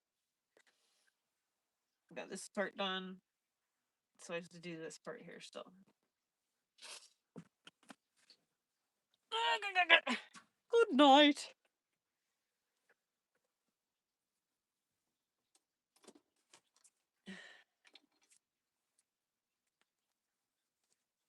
I'm coming. Oh, I can breathe. It's a miracle. Have a good night. Oh, it smells so good in here.